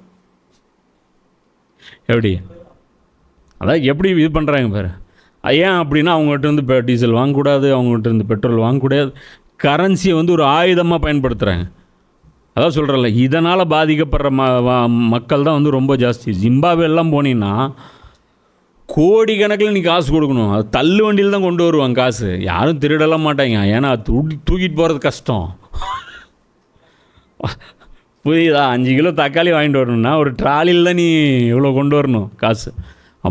யூடியூப்பில் அடிச்சு பாரு, பண்டல் பண்டலாக வச்சுட்டு உக்காந்துட்டு இருப்பான். $1 நீ கொடுத்தீன்னு வச்சுக்கோ, ஒரு எஸ்யூவி நீ ஃபுல் பண்ணிடலாம். ஒரு $500 $50 கொடுத்துட்டீங்கன்னா ஒரு ஸ்கார்பியோ நிறைய நீ அந்த ஜிம்பாப்வேவுடைய கரன்சி வந்து நீ ஏற்றிக்கலாம். சம்பளம்லாம் போனீன்னு வச்சு அசால்ட்டாக 100 கோடி 200 கோடி சம்பளம். ஆனால் ஒரு பிஸ்கட் பாக்கெட் 50 லட்சம் ரூபா, பார்லேஜி 50 லட்சம் ரூபா. இப்படி தான் அவங்க வந்து வச்சுருக்குறாங்க. இப்போது இந்த இடத்துல முஸ்லீம்கள் இப்போ இஸ்லாமிய நாடுகள் எல்லோரும் என்ன பண்ணியிருக்காங்கன்னா, அவங்களுடைய அந்த எண்ணெய் வளங்கள் எல்லாமே இந்த கரன்சியில் தான் டீல் பண்ணுறாங்க. இந்த கரன்சியில் ஏன் டீல் பண்ணுறாங்க? இதுதான் அடுத்த வசனத்தில் வருது. அல்ல சொல்கிறோம், எவர்களுடைய உள்ளங்களில் நயவஞ்சக நோய் உள்ளதோ அத்தகையவோர் அவர்களிடையே முனைப்புடன் செயல்பட்டு கொண்டிருப்பதையே நீர் காண்கிறீர். ஏதேனும் ஒரு துன்பம் எங்களை பிடித்து விடுமோ என்று நாங்கள் அஞ்சுகிறோம் என்றும் அவர்கள் கூறுகிறார்கள். இவங்க என்ன பண்ணுறாங்க? எப்போ பார்த்தாலும் இவங்களோட நட்பு வச்சுக்கிறதுலே போட்டியாக இருக்கிறாங்க. நல்லா சொல்கிறான், ரசூல்லா காலத்தில் வந்து ரசூல்லாவோட இணக்கமாக இருக்கணும், அவங்ககிட்ட போய் மேலும் மேலும் தீனில் டெவலப் ஆகணும், அந்த மைண்ட் செட் இவங்களுக்கு இல்லை. பிஸ்னஸில் வந்து இவங்களோட டச்சப்பில் வச்சுக்கணும், எப்போ பாரு இவங்க நம்மளை தப்பாக நினச்சிக்கூடாது, இவங்க மனசு புண்பற்றக்கூடாதுங்கிறதையே இவங்க வந்து ஒரு ப்ரிஃபரன்ஸாக வச்சுருக்காங்க. இன்றைக்கி வந்து இஸ்லாமிய நாடுகள்லாம் என்ன வச்சுருக்காங்க? இதுதான் வச்சுருக்காங்க. இன்றைக்கி இஸ்லாமிய நாடுகள் ஒன்றுமில்லை. இன்றைக்கி சவுதி அரேபியா மட்டும் இந்தியாவுடைய கரன்சியில் தான் நான் பெட்ரோல் விற்பேன்னு சொன்னால் இந்தியா இன்றைக்கி வல்லரசு. $1 இந்தியாவுடைய $1 வந்து 100 ரூபாய்க்கு ஈக்குவல் ஆகிரும். $100 கொடுத்தீங்கன்னா நான் $1 தருவேங்களாம். அவ்வளோ பவர்ஃபுல்லாகிடும் இன்றைக்கி. ஆமாம், அதான் பெட்ரோல் தான் இன்றைக்கி எல்லாருக்கும் அடிப்படை தேவை. எல்லாரும் வெளியிலேருந்து வாங்குறது எது? பெட்ரோலு. வெளியிலேருந்து வாங்குறது பெட்ரோலு. மெயினாக அதிகமாக தேவைப்படுறது பெட்ரோல் தேவைப்படுது. அதில் தான் ஆயில் எடுக்கிறாங்க, அதில் தான் கிரீஸ் எடுக்கிறாங்க, அதில் தான் தார் போடுற ரோடு இது எடுக்கிறாங்க. கிட்டத்தட்ட 40க்கும் மேற்பட்ட பொருட்கள் அதிலேருந்து எடுக்கிறாங்க. வேஸ்லினும் அதிலேருந்து தான் எடுக்கிறாங்க.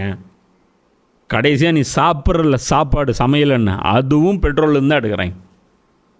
இன்னும் தின்னுட்டு இருக்கிற எண்ணெயெல்லாம் கல்லணையும் நல்லெண்ணையுமா கொடுத்துட்ருக்குறாங்க உனக்கு.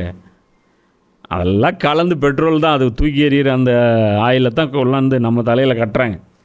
புரியுதா? அப்போது இப்போ வந்து அவங்க என்ன பண்ணுறாங்க, அங்கே வந்து பணத்தை வந்து இது வச்சுருக்காங்க. அந்த பணத்தை அவங்க என்ன பண்ணுறான், இஸ்ரேலுக்கு தூக்க ஆயுதமாக கொடுக்குறான். இவங்களுக்கு அதை பற்றி கவலையே கிடையாது. உலகத்தில் எவ்வளோ பெரிய ஃபசாத் நடக்குது. அவங்க கொண்டு போய் யுக்ரைனுக்கு கொடுத்து அந்த ரஷ்யா கூட அடிச்சுக்குங்கிறான்.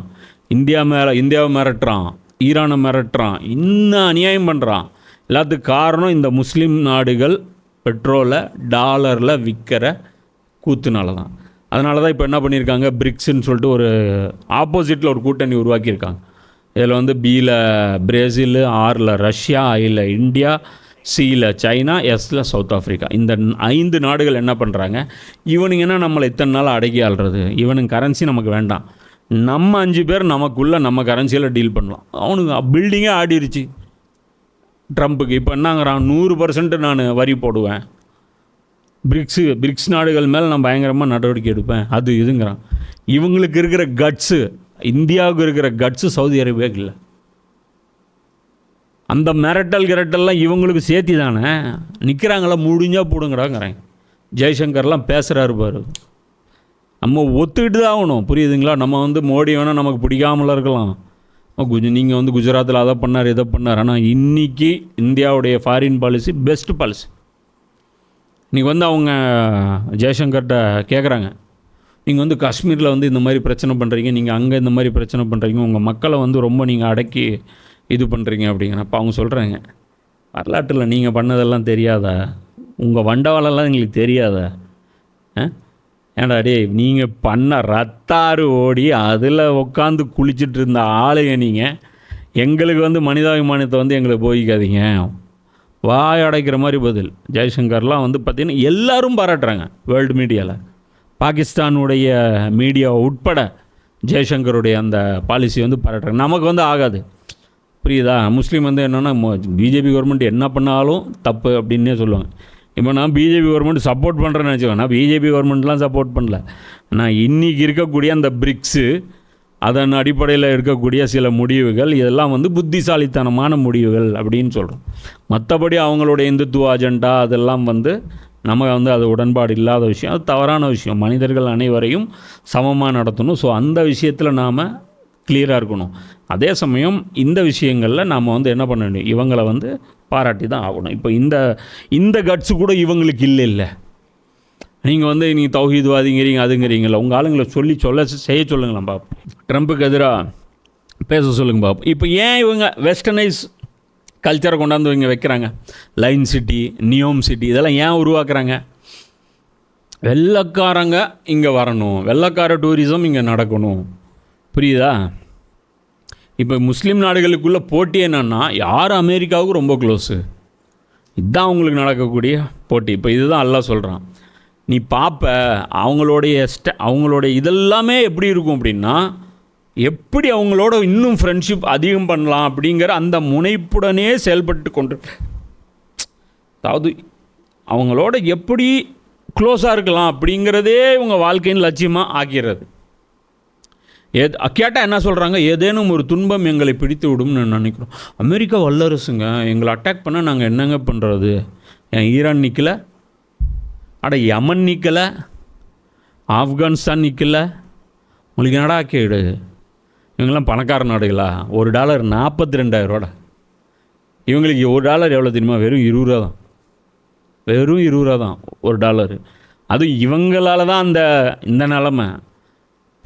எண்ணெய் மட்டும் சவுதி ரியாலில் விற்றாங்கன்னா வேறு லெவலில் போயிடுவாங்க இவங்களும், புரியுதா? பண்ணிவிட்டு இன்றைக்கி வந்து யமன் வந்து சேலஞ்ச் பண்ணுறாங்க அமெரிக்காவை, ஏழைகள் சேலஞ்ச் பண்ணுறாங்க, ஏழை நாடுகள் சேலஞ்ச் பண்ணுறாங்க. அதாவது முஸ்லீம் அல்லாத நாடு சவுத் ஆஃப்ரிக்கா அது தட்டி கேட்குது. ஐநா சபையில் ரெசல்யூஷன் கொண்டு வந்தாங்க, இஸ்ரேல் நடக்கிறது இனப்படுகொலை. யார் கொண்டு வந்தா? முஸ்லீம் அல்லாத நாடு. இதை விட ஒரு கேவலம் வேறு ஏதாவது வேணுமா நமக்கு? ஐநா சபையில் எல்லோரும் உறுப்பினராக இருக்காங்க, பாகிஸ்தான் கொண்டு வரல, சவுதி அரேபியா கொண்டு வரல, யாரும் இவங்க கொண்டு வரல. கொண்டு வந்தது யார்? ரெசல்யூஷனு. இது சம்மந்தமாக பேசணும், முதல்ல இந்த போரை நிறுத்துங்க, நாங்கள் வந்து அப்ளிகேஷன் போடுறோம், இது பேசுங்க. யார் போடுறா? South Africa. அதுக்கப்புறம் நகார்னோ கோரோபா அப்படின்னு ஒரு நாடு, கேள்விப்பட்டிருக்கியா? குட்டி நாடு, நகார்னோ கோரோபா அப்படின்னு ஒரு நாடு. அது போட்டதுக்கப்புறம் தான் தெரியுது அப்படி ஒரு நாடு இருக்குன்னு. அவங்க போடுறாங்க. கேவலமாக இல்லை, அல்லாட்ட மறுமையில் போய் நாளைக்கு என்னவா நிற்க போகிறீங்க? என்ன மாதிரி ரசூல், என்ன மாதிரி இது அகல் போரில் ரசூல்லாவுடைய ஏழ்மை என்ன? எதிர்த்து நின்ன ஆட்கள் யார்? தபுக் போரில் ரசூல்லா கையில் இருந்த ஒத்த பேரிச்சம்பழம், ஒரு நாளைக்கு ஒரு பேரிச்சம்பழம் தின்னுறக்கூடாது, சப்பிட்டே இருக்கணும். தாகம், தண்ணியெல்லாம் எவ்வளோ கொண்டு போவேன்? மாதக்கணக்கான ட்ராவலு, எதில் கொண்டு போவேன்? டேங்க் கொண்டு போவியா? தோல் பையில் தண்ணி எடுத்துகிட்டு போவேன். எவ்வளோ எடுத்துகிட்டு போவேன்? ஏதோ ஒரு 10-12 மணிக்கு உச்சியில் ஃபுல்லாக தண்ணி வந்துருச்சுன்னு வச்சுக்கோ, கையில் வச்சுக்கிற 1 லிட்டர் தண்ணியில் மடக்குன்னு 6 லிட்டர் குடிச்சிட்டாங்கன்னா வேலை முடியும். இன்னும் 5 நாளைக்கு அந்த 6 லிட்டர் தண்ணி தான். அதில் சொல்லி தருவாங்க இந்த தண்ணி எப்படி யூஸ் பண்ணுவோம். லைட்டாக சொல்லுவாங்க பார், இப்படி தண்ணி எடுத்து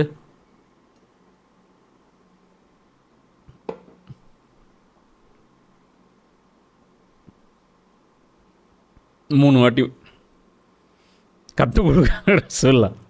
ஒரு வாயில் லைட்டாக தண்ணி எடுத்துட்டு இது இப்படி லைட்டாக நனைச்சிக்கிறது, என்ன ஒரே ஒரு பேரிச்சி முளைச்சி அந்த கொட்டையை சப்பிட்டு போகிறது. வானத்துலேருந்து மண் செலவெல்லாம் வரல, நல்லா கொடுக்கல.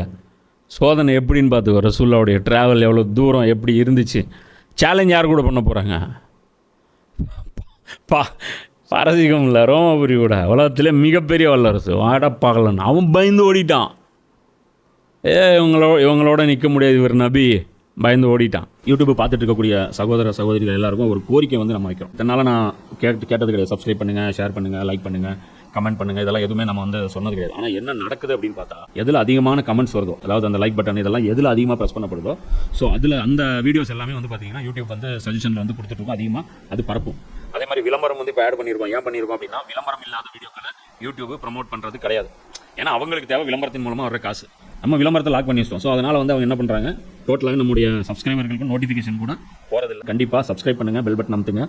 அதே மாதிரி லைக் வந்து எல்லாரும் அமுத்துங்க. 5000 வியூஸ் இருக்குன்னா 5000 லைக் எல்லாரும் ஒரு பட்டன் ப்ரெஸ் பண்ணிட்டு போங்க. அதே மாதிரி கமெண்ட் மினிமம் ஒரு வீடியோக்கு ஒரு 1000 கமெண்ட் திட்ட கூட செய்யுங்க, ஒன்றும் பிரச்சனை இல்லை. அல்ஹம்துலில்லாஹ் சொல்லுங்கள், ஏதோ ஒன்று சொல்லுங்கள், சரியா? சும்மா ஹாய் அஸ்ஸலாமு அலைக்கும் ஏதோ ஒவ்வொருத்தரும் இதை கமெண்ட் பண்ணுங்கள். இது மாதிரி பண்ணுற பட்சத்தில் மட்டும்தான் இந்த வீடியோஸ் வந்து மக்கள் மத்தியில் ஸ்ப்ரெட் ஆகும். ஸோ கம்மியாக வியூ போகிறதுக்கு காரணம் வந்து இப்போ யூடியூபுடைய அல்காரிதம் வந்து ரொம்ப மோசமாக கேட்டோம். இந்த சேனலுக்கு நீங்கள் செய்யக்கூடிய ஒரு உபகாரமாக இருக்கும். இது அல்லாஹ்வுடைய தீனுக்கு நீங்கள் செய்யக்கூடிய ஒரு வேலையாக இருக்கும். சரி, இது முதல்ல புரிஞ்சுக்கோங்க. புரியுதா? அப்போ கான்செப்ட் புரிஞ்சு இவங்களோட ரிலேஷன்ஷிப் வச்சுக்காதீங்க. இது வந்து இன்றைக்கி இருக்கக்கூடிய எங்கள் லோக்கலில் இருக்கக்கூடிய இஸ்லாமிய, அதாவது கிறிஸ்தவ சகோதரர்களும் யூத சகோதரர்களும் அவர்களை இது குறிக்காது. இது வந்து ஸ்டேட் லெவல் பாலிசியை வந்து அல்லாஹ் பேசுகிறான். புரியுதா? இது வந்து வெளியுறவுத்துறை, அதாவது உங்களுடைய ஃபாரின் எக்ஸ்டர்னல் அஃபேர்ஸ், உங்களுடைய நட்பு நாடுகள் எப்படி இருக்கணும், நீங்கள் யாரோட நட்பு நாடு. இப்போ இன்றைக்கி வந்து உங்களுக்கு வந்து யார் நட்பு நாடு? ஆபிரகாம் மக்காடுன்னு போட்டாங்க யூஏக்கு. யார் நட்பு நாடு? இஸ்ரேல் நட்பு நாடு. எகிப்து போட்டாங்க. பார்டரை திறந்து விட்டாங்களா? ரஃபா பார்டரு சாப்பாடு இல்லை போனோம். இவ்வளோ வருஷமாக நடந்துகிட்ருக்கு. பார்டரை திறந்து விட்டாங்களா? சாப்பாடாவது ஏதோ ஒரு உதவி கொடுத்தாங்களா? இஸ்ரேல் சொல்லுது உதவியெல்லாம் உள்ளே போகக்கூடாது. சரிங்க, உள்ளே அனுப்பலைங்க. இதான் கிறிஸ்தவ சகோதரர்கள் அழுகுறாங்க. ரெட் கிராஸை சேர்ந்தவங்க, அந்த அதுக்குன்ட்டு அந்த உதவி செய்கிறவங்க அழுகுறாங்க. டே, லாரியில் அவ்வளோ சாப்பாடு வச்சுட்ருக்கான்டா, உள்ள மனுஷன் இருக்கான்டா, குழந்த இருக்காங்கடா, பெண்கள் இருக்காங்கடா, சாப்பிட விடுங்கடா. அவன் என்னங்கிறான், உள்ளே போனால் அவங்க மட்டுமா சாப்பிடுவாங்க, ஹமாஸும் சேர்ந்து சாப்பிடுவாங்கள, அவனுக்கு சத்து கிடச்சிரும்ல, வேணாம் சாப்பாடு கொடுக்கக்கூடாது அப்படிங்கிறவன் சொல்கிறாங்க. இல்லை சரி நீயே வந்து நில்றா, நாங்கள் கொடுக்குறோம், என்னான்னு பாடுறா. நாங்கள் அனுமதிக்க மாட்டோம். நாங்கள் அனுமதி டிக்டாக்லாம் வீடியோ போடுறான், சிரிச்சிட்டே வீடியோ போடுறான். இப்படி சிகரெட் இப்படி பற்ற வச்சுட்டு இப்படி போடுறான். பின்னாடி பாம்பு வீடு டமால்னு ஒழுகுது, உள்ளே போகிறான், ஹாஸ்பிட்டலில் ஒழுகுது, சிரிச்சுக்கிட்டே பண்ணுறான். கல் மனசாயிட்டானுங்க. நீ அதை சொன்னல, இந்த பாவம் செஞ்சு செஞ்சு செஞ்சு அவங்க கல் மனசாயிட்டாங்க. ஆயினும் அல்லாஹ் தன்னிடம் இருந்து தீர்க்கமான வெற்றியையோ ஏதேனும் ஒரு உதவியையோ அளித்து விடக்கூடும். அப்பொழுது அவர்கள் தம் உள்ளங்களில் மறைத்து வைத்திருந்த நயவஞ்சகத்தை குறித்து வருந்துவார்கள். இது அல்லாஹ் சொல்கிறான். இப்படியே சூழ்நிலை இருக்காது, ஒரு நாள் வரும், அல்லாஹ் வந்து ஒரு வெற்றியை கொடுப்பான். யாருக்கு? மூமின்களுக்கு வெற்றியை கொடுப்பான். அல்லது ஏதோ ஒரு பயங்கரமான ஒரு சக்தியை கொடுத்துருவான். ஒன்று வெற்றி, அல்லது ஒரு மறுக்க முடியாத ஒரு பவரை கொடுத்துருவான். அதாவது மிகப்பெரிய பலசாலிகளாக ஒரு இடத்துல எல்லாம் அவங்கள ஆக்கி விட்டுருவான். அது எந்த இடம் எல்லாம் தெரியாது, மொத்தத்தில் ஆக்கி விட்டுருவான். அப்போ ஆயிரும்போது இந்த நயவஞ்சகர்கள் இருக்காங்க பாருங்க, இன்றைக்கி இந்த இஸ்லாமிய நாடுகள், அவங்களுடைய அந்த ப்ராபகண்டா ஏஜென்ட்ஸு, அவங்களுடைய புலவர்கள் இருக்காங்களே, அவங்கெல்லாம் வந்து தம்முடைய உள்ளங்களில் மறைத்து வைத்திருந்த நயவஞ்சகத்தை குறித்து வருந்துவார்கள். சரி, இவங்களாம் அழிஞ்சு போயிடுவாங்கன்னு நினச்சோம். ஆனால் பார்த்தா மேலே வந்துட்டாங்க. என்ன அதே தான் நபி ஸல்லல்லாஹு அலைஹி வஸல்லம் அவங்களுக்கு வெற்றி கிடைச்சாலும் என்ன உடனே அவங்க வந்து வருந்துவாங்க. என்ன பேசாமல் போயிருக்கலாமே, ஜெயிச்சிருக்கலாமே, இது மாதிரி பண்ணியிருக்கலாமே. இன்றைக்கி இதே கூத்து ஹமாஸை ஆதரித்து இந்த கூட்டம் வீடியோ போடுது. ஹமாஸை ஆதரித்து வீடியோ, உனக்கும் ஹமாஸுக்கும் என்ன சம்பந்தம்? அதான் சொல்கிறேன். ஒன்று நீ ஹமாஸை சப்போர்ட் பண்ணுறிய, நீ சப்போர்ட்டு பண்ணுறதில்ல. ஹமாஸோடைய அக்கீதா என்ன? நீ யாரை கவாரிஜின்னு சொல்கிறிய அந்த அக்கீதா தானே.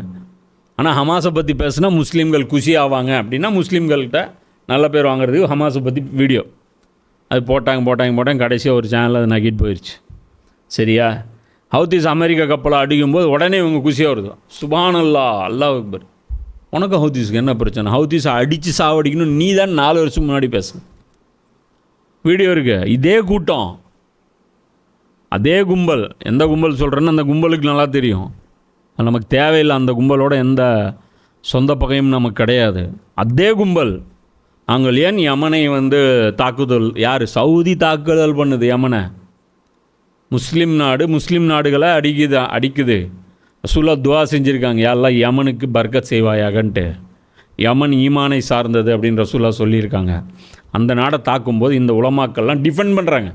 உலகம் கொந்தளிக்குது, என்னங்க யமனில் வீடியோ அடிச்சுப்பார், வயிறெல்லாம் ஒட்டி போய் எப்படி இருப்பாங்கன்னு பாரு. புரியுதா? அவங்கெல்லாம் யார் தெரியுமா? அலினுடைய சப்போர்ட்டர்ஸு. அவங்கெல்லாம் வந்து மிகப்பெரிய மூமின்கள் அவங்க எல்லாமே. அப்போது அவங்கெல்லாம் சப்போர்ட் பண்ணுறாங்க. அப்போ அந்த டைமில் வந்து பப்ளிக் சென்டிமெண்ட் கடுப்பாச்சு. இவங்க தான் கிரவுண்டில் வந்துட்டு யமன் வந்து ஷியாக்கள், அதனால் வந்து ஷியா கவர்மெண்ட் அங்கே வந்துருச்சுன்னா சவுதிக்கு ஆபத்து, ஹரமுக்கு ஆபத்து. எப்படி ஒரு முஸ்லீம்னால் ஹரமுக்கு ஆபத்து ஏற்படுமா? எப்படி? அமெரிக்கன் பேசஸ் இருக்குது, அதனால் ஹரமுக்கு ஒன்றும் ஆபத்து இல்லை அதான் சொல்லுவாங்க. இதனால் பாதிப்பு ஒன்றும் இல்லையே. அந்த மீம் டெம்ப்ளேட் போட்டு இதனால் பாதிப்புலாம் ஒன்றும் இல்லையே. சுற்றி 28 இடத்துல அமெரிக்கன் பேசஸ் இருக்குது, அதனால் ஒன்றும் பாதிப்பு இல்லை. பண்ணுங்க, என்ன பண்ணுறீங்களோ அதான் சொல்கிறேன். இந்த நிஃபாக் என்னங்கிறத எல்லாம் டிக்ளேர் பண்ணுவோம். அது அடுத்தது எல்லாம் சொல்கிறேன் பாரு. அவ்வேளை இறை நம்பிக்கை கொண்டவர்கள் வினவுவார்கள். இது எந்த வேலை அப்படிங்கிறத எல்லாம் சொல்லலை. மேபி இது மறுமையாக இருக்கலாம். இது மறுமை நாளில் மூமின்கள் கேட்பாங்க, நாங்களும் உங்களோடு தான் இருக்கிறோம் என்று பேரார்வத்துடன் கூறி அல்லாவை கொண்டு மிக உறுதியான முறையில் சத்தியம் செய்தவர்கள் நீங்கள் தானா? என்னடா நீங்கள் எங்கடா நரகத்துக்கு போகிற லைனில் நின்றுருக்கீங்க?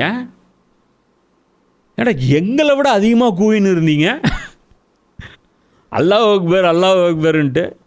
எங்களை விட அதிகமாக நீங்கள் மதரசா வச்சுருந்தீங்க, எங்களோட உங்களோட இன்ஃப்ராஸ்ட்ரக்சர் ரொம்ப அதிகமாக இருந்துச்சு, எங்களோட நீங்கள் வேறு லெவலில் தாவா பண்ணிகிட்டு இருந்தீங்க. அல்லாமல் வாயை திறந்தா அல்லா சுப்ஹானல்லாஹ் இதைத்தானடா பேசிகிட்டு இருந்தீங்க. இங்கே என்னடான்னு பார்த்தா நரகத்து போகிற லிஸ்ட்டில் உட்காந்துட்ருக்கிறீங்க. அதை அல்லாஹ் சொல்கிறான். அவங்க வியப்பாக பார்ப்பாங்க முஸ்லீம்கள், சஹாபாக்களும் ரசூலுல்லாவும் பார்ப்பாங்க. ஏன்னா வியப்பாக இருக்குது. எந்த இடத்துல உட்காந்து இமாமத் பண்ணிருந்தீங்க? எவ்வளோ முக்கியமான, எவ்வளோ உயர்ந்த பள்ளிவாசல்களில் உட்காந்து நீங்கள் இமாமத் பண்ணிருந்தீங்க. பார்த்தா உங்கள் கதி இந்த கதியாக இருக்குது. கருமம் முடிச்சவனுங்களா, வேஷந்தான் போட்டிங்களா ஊருக்குள்ளே? தாடி பெருசாக விட்டு, ஜிப்பா பெருசாக வச்சு, அந்த அந்த அந்த அந்த காலில் கீழே மேலே அந்த ட்ரெஸ்ஸை வச்சு இப்படி தான் பண்ணிகிட்டு இருந்தீங்களா? அல்லா மேலே சத்தியம் செஞ்சு எல்லாம் பேசுனீங்களாடா? சுப்ஹானல்லாஹ், வல்லாஹி அப்படிமானே. இதுதான் அது. இறுதியில் அந்நயவஞ்சர்களுடைய எல்லா செயல்களும் வீணாகி விட்ட நல்லா சொல்கிறான். இந்த கியாமத் நாளில் அவங்க கொண்டாந்து தராசில் அப்படி வைப்பாங்க. ஹஜ் இருக்கும், உம்ரா இருக்கும், தொழுகை இருக்கும், இபாதத்து இருக்கும், தஹஜ்ஜுத் இருக்கும், எல்லாம் இருக்கும். அவர்கள் நஷ்டமடைந்தவர்களாக ஆகிவிட்டார்கள். ஆனால் அல்லாஹ் என்ன சொல்கிறான்? அவங்களுடைய செயல்கள் எல்லாம் வீணாகி விட்டன, நஷ்டமடைந்த. எல்லாம் இருக்கும், வெயிட் இருக்காது, நம்பர்ஸ் இருக்கும். புரியுதா? நம்பர்ஸ் வேறு, வெயிட் வேறு. நம்ம நினைக்கிறது என்ன, நம்பருன்னு ஒன்று இருந்தால் வெயிட்டு கம்பல்சரி இருக்குன்ட்டு. அதுதான் கிடையாது. நபி ஸல்லல்லாஹு அலைஹி வஸல்லம் சொல்கிறாங்க, என்னுடைய சஹாபாக்கள் ஒரு கையளவு பேரிச்சம்பழத்தை செலவு பண்ணால் நீங்கள் உஹது மலை அளவுக்கு தங்கத்தை செலவு பண்ணாலும் ஈக்குவல் ஆகாது. அது அந்த காலகட்டத்துக்கு. இன்றைக்கி மறுபடியும் காலகட்டம் மாறிடுச்சு. இன்றைக்கி நீங்கள் கையளவு பேரிச்சம்பழத்தை செலவு பண்ணால் அடுத்து இஸ்லாம் மேலோங்கினதுக்கப்புறம் வந்து அவங்க கொடுப்பாங்க பாரு மலையளவுக்கு, அதுக்கு அது ஈடாகாது. புரியுதா? அப்போ இந்த விஷயம் தெளிவாக புரிஞ்சுக்கணும். அப்போ குரான் சொல்கிறத தயவு செஞ்சு புரிஞ்சுக்கிங்க. குரான் யாரை காஃபிர்னு சொல்லுது, யாரை முனாஃபிக்குன்னு சொல்லுது. இப்போ அடுத்த வசனத்தில் ஒரு 3 வசனத்தில் கிறிஸ்டல் கிளியர் ஆயிரும். அடுத்த 3 இப்போ இது வரைக்கும் கொஞ்சம் ஒரு ஓகே கொஞ்சம் புரியுது, கொஞ்சம் புரியல, வெயிட் பண்ணுவோம். ஃபைனலாக என்ன தான் சொல்கிறான் அப்படின்னு ஃபைனலாக சொல்கிறேன். இதில் முடிஞ்சிடும். நீ யார், நான் யார், இதில் முடிஞ்சிடும். இந்த வசனம்லாம் வந்து பார்த்தா சொன்னல, இது வந்து ஹுஜ்ஜத்து. அந்த பேனாவில் வந்து ஜட்ஜ்மெண்ட் எழுதிட்டு பேனா அதுக்கப்புறம் உடச்சிருவான். யார்?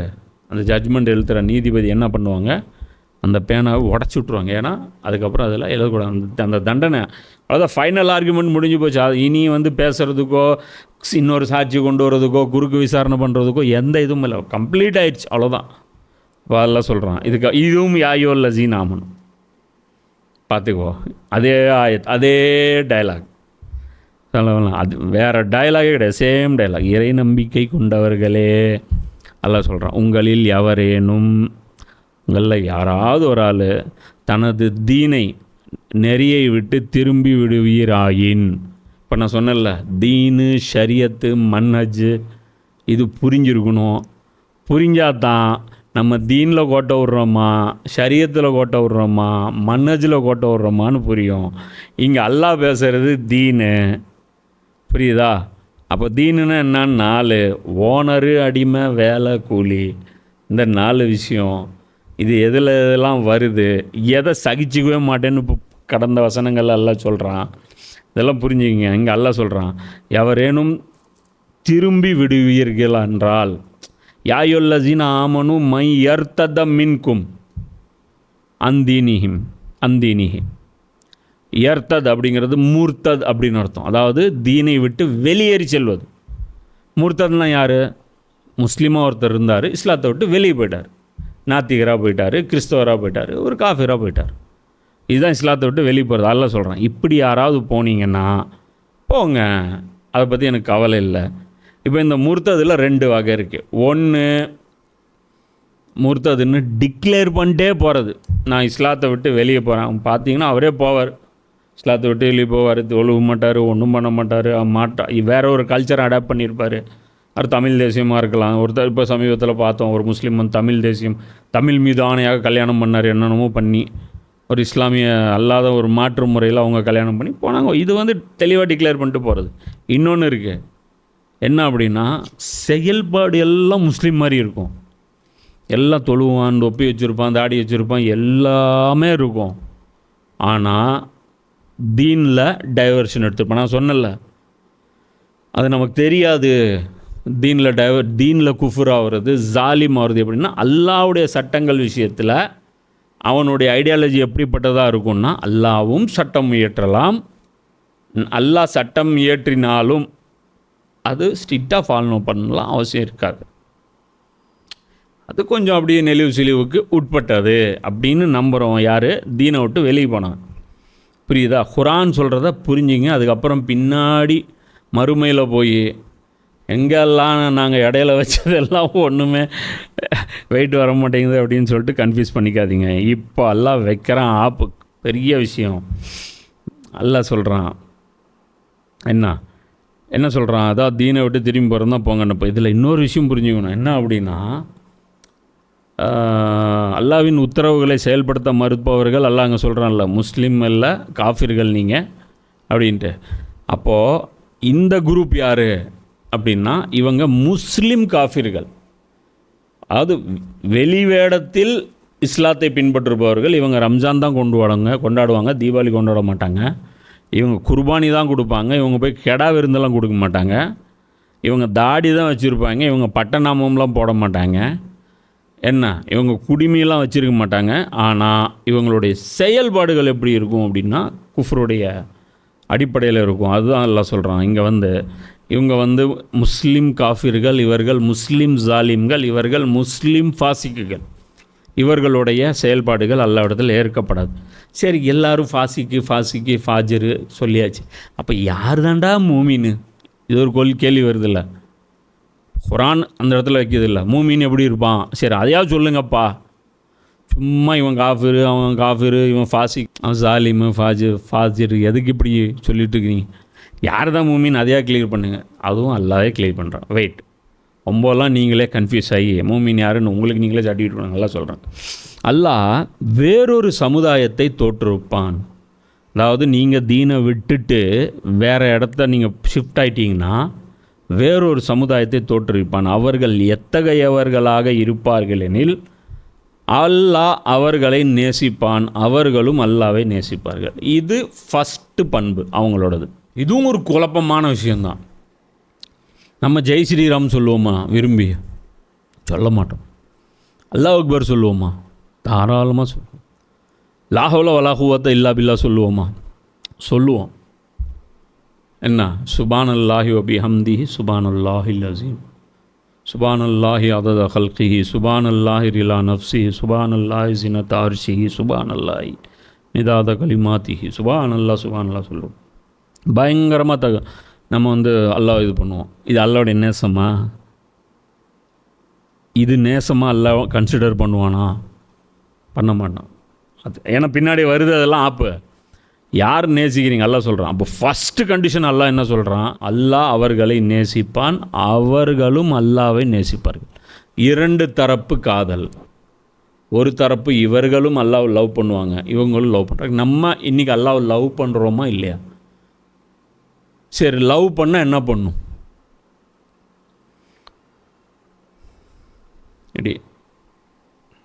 இப்படியா? இப்போல்லாம் அந்த 2K கிட்ஸு இப்படி அல்லா மஸ்ஜிதில் போயிட்டு இப்படி நின்று ஃபோட்டோ, ஹரமில் நின்று இப்படி ஃபோட்டோ போட்டால் we love Allah, we love Jesus board இருக்கு இல்லையா? எல்லா கார்லேயும் நிறைய பேர் போட்டிருப்பாங்க. அது மாதிரி வி லவ் அல்லா ப்ரமோட் பண்ணோம்னா நல்லாயிருக்கும்ல. வெளியே அல்லாஹ் இது பண்ணுறான். இதெல்லாம் கிடையாது. வி லவ் ஜீசஸ்ன்னு போர்டு போட்டாங்களே, அவங்கள பார்த்து இந்த முஸ்லீம்கள் இருக்காங்கள்ல, இந்த மதவாதி முஸ்லீம்கள், அவங்கள பற்றி அவங்ககிட்ட போய் கேளு, இந்த கூட்டம் எங்கே போகும்ன்ட்டு. ஈசா நபி கூட இருப்பாங்களா, இல்லை அதுக்கு ஆப்போசிட் டீமில் இருப்பாங்களா? இந்த வி லவ் ஜீசஸ் போட்டவங்க எங்கே இருப்பாங்க? இவங்க என்ன சொல்லுவாங்க? அவங்க காஃபிர்கள், ஜீசஸை லவ் பண்ணுறேன்னு சொல்கிறாங்க, ஆனால் ஜீசஸை ஃபாலோ பண்ணல. அதே தான் இங்கேயும் பிரச்சனை. அல்லாஹ் லவ் பண்ணுறேன்னு நீங்கள் சொல்லிக்கிங்க. அப்போ இன்னொரு விஷயம் இருக்குது. அல்லாஹ் சொல்கிறான், இந்த அல்லாஹ் லவ் பண்ணலன்னா நான் வேறு ஆளை மாற்றிடுவேன்னு. அல்லாஹ் லவ் பண்ணுறது அவ்வளோ கஷ்டமா? அடுத்த ஒரு கேள்வி வருதில்ல, ஏண்டா நீ மட்டும் அல்லாஹ் லவ் பண்ணல, உன்னை வேறு இடத்துல மாற்றிடுவேன் அப்படிங்கிறான். அல்லாஹ் மிரட்டுறான். மிரட்டுற அளவுக்கு அது கஷ்டமான வேலையா? இப்போ நான் கத்துறேன்பா, நான் அல்லாஹ் லவ் பண்ணுறேன் அப்படின்னு நான் வீடியோ போடுறேன், லைக் எத்தனை வரும்னு பார்க்குறியா இன்ஸ்டாகிராமில்? We also, me too, me also, we also, we also. அப்போ அல்லாஹ் லவ் பண்ணுறதுனா லவ் பண்ணுறது இல்லை, அதோட ஒரு வேலை இருக்குது. புரியுதா? அல்லாஹ்வை நேசிப்பது கஷ்டமா? உலகத்திலேயே கஷ்டமான வேலை அல்லாஹ்வை நேசிப்பது. அதை விட ஒரு கஷ்டமான வேலை எதுவுமே கிடையாது. பிலால் ரஹ்மான் போட்டு அடிக்கிறாங்களா? அப்போ அவர் என்ன சொன்னார்? அஹதுன் அஹாத், அஹதுன் அஹாத். இதுதான் லவ். அடித்தது யார்? உமையை அடிக்கிறான், அவன் அடிக்கிறான். ஏன் அடிக்கிறான்? சொல்லிட்டுலாம் அடிக்கல. என்ன ப்ரூவ் பண்ண வைக்கிறான்? ரிவர்ஸில் வா, ஏன் கீழே நீ அடிமையாக இருந்துட்டு நான் உனக்கு எஜமானன் இல்லை, எனக்கு எஜமானன் அல்லான்னு நீ சொல்கிறியா? நான் தாண்டா அவனுக்கு காசு போட்டு வாங்கினேன், நான் தாண்டா அவனுக்கு சாப்பாடு கொடுத்துட்ருக்கிறேன், நான் தாண்டா அவனை இது பண்ணிகிட்ருக்கிறேன். அவர் பிலால் சொல்கிறாரு, நான் உனக்கு அடிமை கிடையாது. அதான் இவர்கிட்டையும் சொல்லுவார் வாஷிக்கிட்ட, நீ ஒரே நாளில் ரிலீஸ் ஆகிக்கலாம் அடிமைத்தனத்துலேருந்து. என்ன அல்லாஹ் இறைவனா எதுக்கோ முடிஞ்சு போச்சு, எல்லா சங்கிலியும் கட்டாயிரும். புரியுதா? நம்ம இன்றைக்கி சுதந்திரமாக இருக்கோம், ஆனால் நம்ம எல்லோரும் அடிமை, இப்லீஸுக்கு அடிமை. ஆனால் பிலால் மட்டும்தான் சுதந்திரமான ஆள். புரியுதா? இது தக்பீரே ரப்பு, அதை இலக்காக கொண்டு செயல்படுவது. அல்லாஹ்வுடைய அன்பால் மட்டும்தான் அந்த வேலை செய்ய முடியும், வேறு எதுவும் இல்லை. ஏன்னா அல்லாஹ் அதை கடமைன்னு குரானில் எங்கேயும் அதாவது நேரடியாக சொல்லலை. புரியுதா? அது அல்லாஹ்வுடைய கண்ணியத்தை பற்றி அல்லாஹ் பேசிட்டான். அல்லாஹ் மதிக்கணுன்னா என்ன பண்ணணும்? உலக மக்கள் அல்லாஹ் மதிக்கணுன்னா என்ன பண்ணணும்னு சொல்லிட்டான். நீங்கள் அதை பண்ணல அப்படின்னா எனக்கு தான் திட்டு விழுவுன்னு அல்லாஹ் சொல்லிட்டான். அதை சொல்லிவிட்டு என் மேலே அன்பு இருந்தால் அந்த வேலை செய்யுங்க, அவ்வளோதான் வேலை. என் மேலே அன்பு இருந்தால் அந்த வேலை செய்யும். இதை பற்றி அல்லாமா இக்பால் பயங்கரமான அந்த ஒரு கவிதையெல்லாம் ஷிக்வாவில் அதை சொல்லியிருப்பார். அவர் சொல்லுவார், ஹம் தோ ஜீத்தே ஹேன் கே துனியா மே தேரா நாம் ரஹே. நாங்கள் உயிர் வாழ்கிறோம். ஏன் வாழ்கிறோம் தெரியுமா? நாங்கள் இருந்தால் உன்னுடைய பெயர் உலகத்தில் பாப்புலர் ஆகும். அதுக்காக தான் நாங்கள் வாழ்ந்தோம். கஹி மும்கின் ஹை கே சாக்கினா ரஹே ஜாம் ரே, இது வேற ஒரு மீனிங், அது புரியாது. குஷ்கியோமே கபி லடுத்தே கபி தரியாவுமே, சில பாலைவனங்கள்லேயும் நாங்கள் சண்டை போட்டோம், சில கடல்கள்லேயும் நாங்கள் போய் சண்டை போட்டோம். தே அசானே கபி யூரோப் கே கலிசாவுமே, பாங்கு எங்கே போய் கொடுத்தோம் அப்படின்னா யூரோப்பில் போய் நாங்கள் பாங்கு கொடுத்தோம். இங்கே நின்று தொழுதா எங்களுக்கு பள்ளியாசல் இல்லையா, மக்கா இருக்குது. இந்த 1,00,000 மடங்கு நடன்னு பிலாலுக்கு தெரியல பற்றியா பாவம். இங்கே விட்டுட்டு யூரோப்பில் போய் தொழுகு நடத்திட்டு, யூரோப்பில் போய் தொழுகு நடத்திட்டு என்ன காமெடி அது. அது சொல்கிறாரு, கபி ஆஃப்ரிக்காக்கே தப்தே ஹுவே செஹராவுமே, இந்த ஆஃப்ரிக்காவுடைய கால்கள் எங்களுக்கு சுடிச்சு. ஹம் தோ ஜீத்தே ஹேன் துனியாமே தெரா நாம் ரஹே, உன்னுடைய பெயர் இருக்கணும் அப்படிங்கிறதுக்காக தான் அல்லா. ஏன் தான் சொன்னேன், அல்லாவுக்கு ஒரு சிலை கிடையாது, அல்லாவுக்கு ஒரு உருவம் கிடையாது. அல்லாவை அறிமுகப்படுத்தணும்னா அல்லாவுடைய அடிமைகள் அல்லாஹ் சொன்னதை நிறைவேற்றினா அதில் அல்லாவுக்கு புகழ் சேர்க்கப்படும். அப்போது அல்லாஹ் அறியப்படுவான். அது எப்போ செய்வாங்க, அதுக்கு லவ் இருக்கணும். அந்த முகப்பத் இருக்குது பற்றி எப்பயுமே ஒரு விஷயம் புரிஞ்சுக்கோ, இந்த லவ் பண்ணுறான் பாரு, அவன் செய்கிற வேலையெல்லாம் பார்த்தீங்கன்னா அப்நார்மலாக இருக்கும். கையை கிழிச்சிக்குவான், அம்மா சொன்னால் கிழிச்சிக்குவானா, கிழிக்க மாட்டான். லவ்வர் சொன்னால் கிழிச்சிக்குவான். நைட்டு 12 மணிக்கு அங்கே எங்கேயோ கூட்டிகிட்டு போகும்பான். தங்கச்சி சொன்னால் கூப்பிட்டு போவானா, மூடிட்டு படுன்ட்டு என்ன லவ்வரை கூட்டிகிட்டு போவான். 5 மணி நேரம் 4 மணி நேரம் பேசுவான், தொண்டை தண்ணி இல்லாமல் பேசுவான், மொத்த காசு ரீசார்ஜ் பண்ணுவான், கிஃப்ட் வாங்கி கொடுப்பான், எப்படியாவது இம்ப்ரெஸ் பண்ணுவோம், எப்படியாவது இம்ப்ரெஸ்.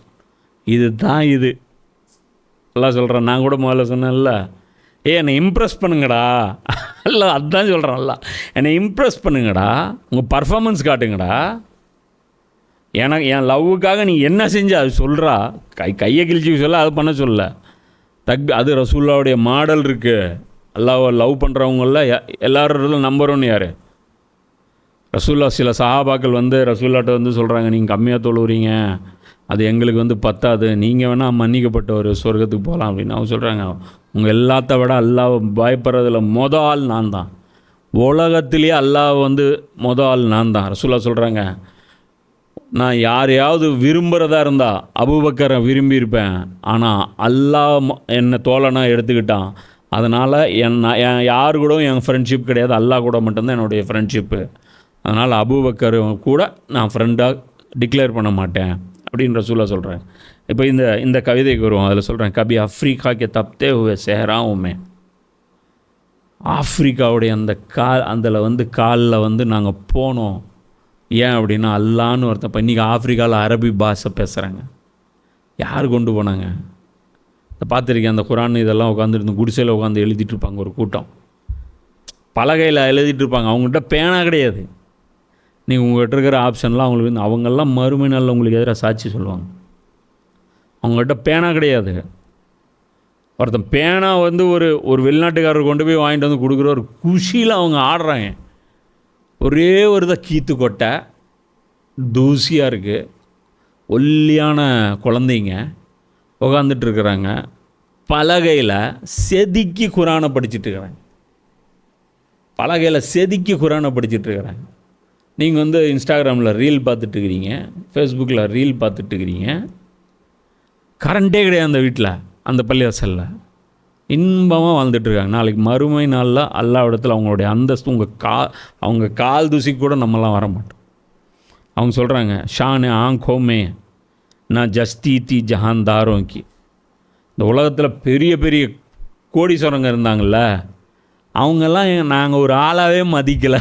அவங்க சொல்கிறாங்க, இந்த எலான் மஸ்க்கு, இந்த பப்பெட்டு, இந்த வாரன் பஃபெட்டு, இந்த ஸ்டீவ் ஜாப்ஸ், இவங்களெல்லாம் ஒரு ஆளு மண்ணாங்கட்டியாவே நாங்கள் எடுக்கல. இன்னும் அந்த ஜஹான்தாரன் எல்லாம் நான் ஜஸ்தி, அதாவது எங்கள் பார்வையில் அவங்கெல்லாம் தரம் தாழ்ந்தவர்களாக தெரிஞ்சாங்க. எங்களுக்கு பெரிய ஆட்கள்லாம் அவங்க தெரியவே இல்லை.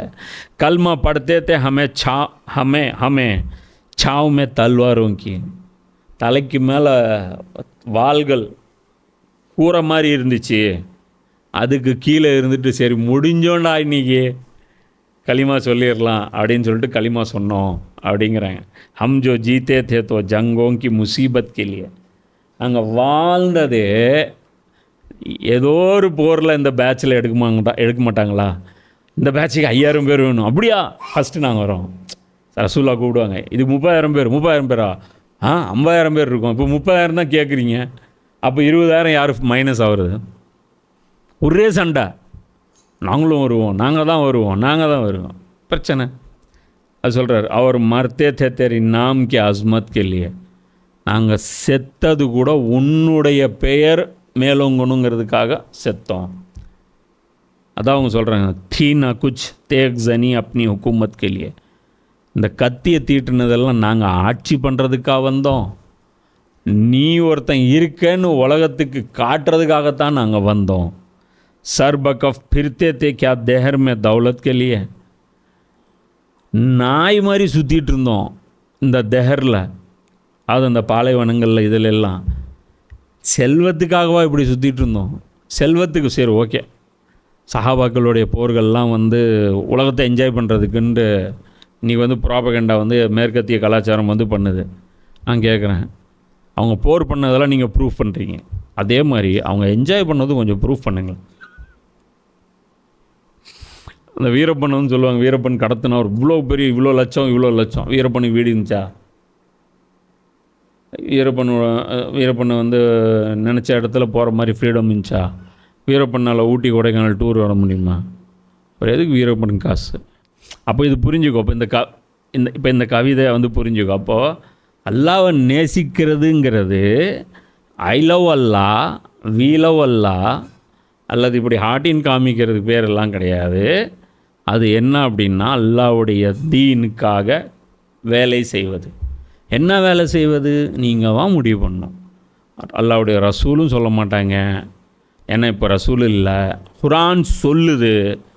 நீங்கள் குரானில் உங்கள் வேலையை தேடுங்க, குரான் உங்களுக்கு காட்டும். புரியுதா? நீங்கள் அல்லாவுக்கு சின்சியராக இருந்தீங்கன்னா மட்டும்தான் அந்த வேலையை உங்களை தொட செய்வோம். அதான் சொல்கிறேன், அசுத்தமானவர்களை இதை தொட முடியாது அப்படிங்க. உங்களோட நீங்கள் துனியாவுடைய முகப்பத்துலேயும் நீங்கள் உலகத்தில் உங்கள் ஃபோக்கஸ் எல்லாம் அடுத்த லெவலுக்கு எப்படி போகிறது, அடுத்த க்ரோத் எப்படி போகிறது, இங்கேருந்து அடுத்த ஸ்டேஜுக்கு எப்படி போகிறது, இதுவே உங்களுடைய ஃபோக்கஸாக இருந்துச்சுன்னா கண்டிப்பாக அல்லாவுடைய தீனுக்கு என்ன பண்ணணுன்ட்டு சாகிற வரைக்கும் உங்களுக்கு புரியவே புரியாது.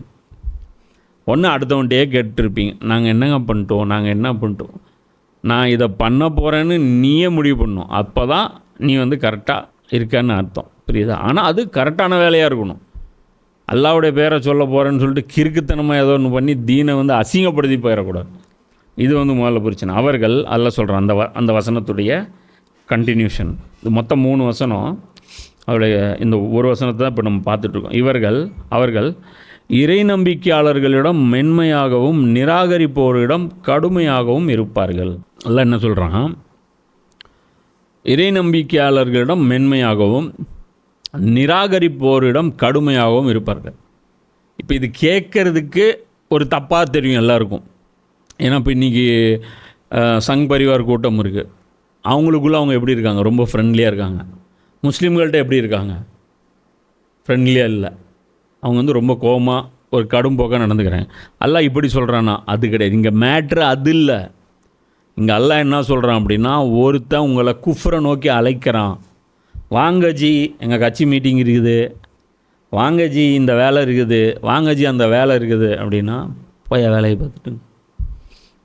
அதே தீனுடைய வேலை அப்படின்னு சொல்லி கூப்பிட்றாங்கன்னா அதில் ஆளாக போய் நிற்கணும். நீ போய் ஆளாக அங்கே நிற்கிற அந்த இடத்துல வந்து இப்போ இந்த எல்லாம் என்ன சொல்கிறேன் பாரு, நம்பிக்கையாளர்களிடம் மென்மையாக நடக்கணும், மென்மையாக இருப்பாருங்க. அவங்களுடைய சிஃபத்தில் இது ஒரு சிஃபத்து, அவங்க கேரக்டரில் ஒரு சிஃபத்து. என்னன்னா, நீ பல நாள் சீனியரு, திடீர்னு நேற்று வந்தவனுக்கு கூப்பிட்டு ஒரு போஸ்டிங் கொடுத்துட்டாங்க, நீ என்ன பண்ணுவ? கேர் கூட பண்ணக்கூடாது. ஓகே, வேலை முடிஞ்சது. அவருக்கு அந்த புது போஸ்டிங் வந்திருக்காங்களா, அவன்கிட்ட இப்போ நீங்கள் கேட்கணும், சொல்லுங்கள் ஜி நீங்கள் நிர்வாகத்தில் புதுசாக வந்திருக்கீங்களாம்மா, நான் என்ன வேலை செய்யட்டும் சொல்லுங்கள். என்னம்மா நான்லாம் சீனியருக்குண்ணே, உனக்கெலாம் தெரியாது, இந்த ஏரியாவுடைய நெளிவு சுழிலாம் எனக்கு தான் தெரியும், புரியுதா? ஏதோ குழந்த பையன் ஏதோ தெரியாமல் போட்டு விட்டாங்க பதவியில், சரியா? அதனால் வந்து ரொம்பலாம் சீன் போடக்கூடாது. எதாக இருந்தாலும் என்கிட்ட கேட்கணும். அவங்க தான் அந்த நெளிவு சுழியெல்லாம் சொல்லித்தரும். இதெல்லாம் பார்க்க மாட்டோம். அதே மாதிரி எங்கள் பேர் போடலைங்க ஜி, பேர் போடல. பின்னாடி அந்த இதில் வந்து எங்கள் ஃபோட்டோ போடல, அது போடலாம். அதெல்லாம் கேரே பண்ண மாட்டாங்க. அதெல்லாம் எடுத்து காட்டினா சுபானில் எவ்வளோ எக்ஸாம்பிள் காட்ட முடியும் தெரியுமா சஹாபாக்கல்ல?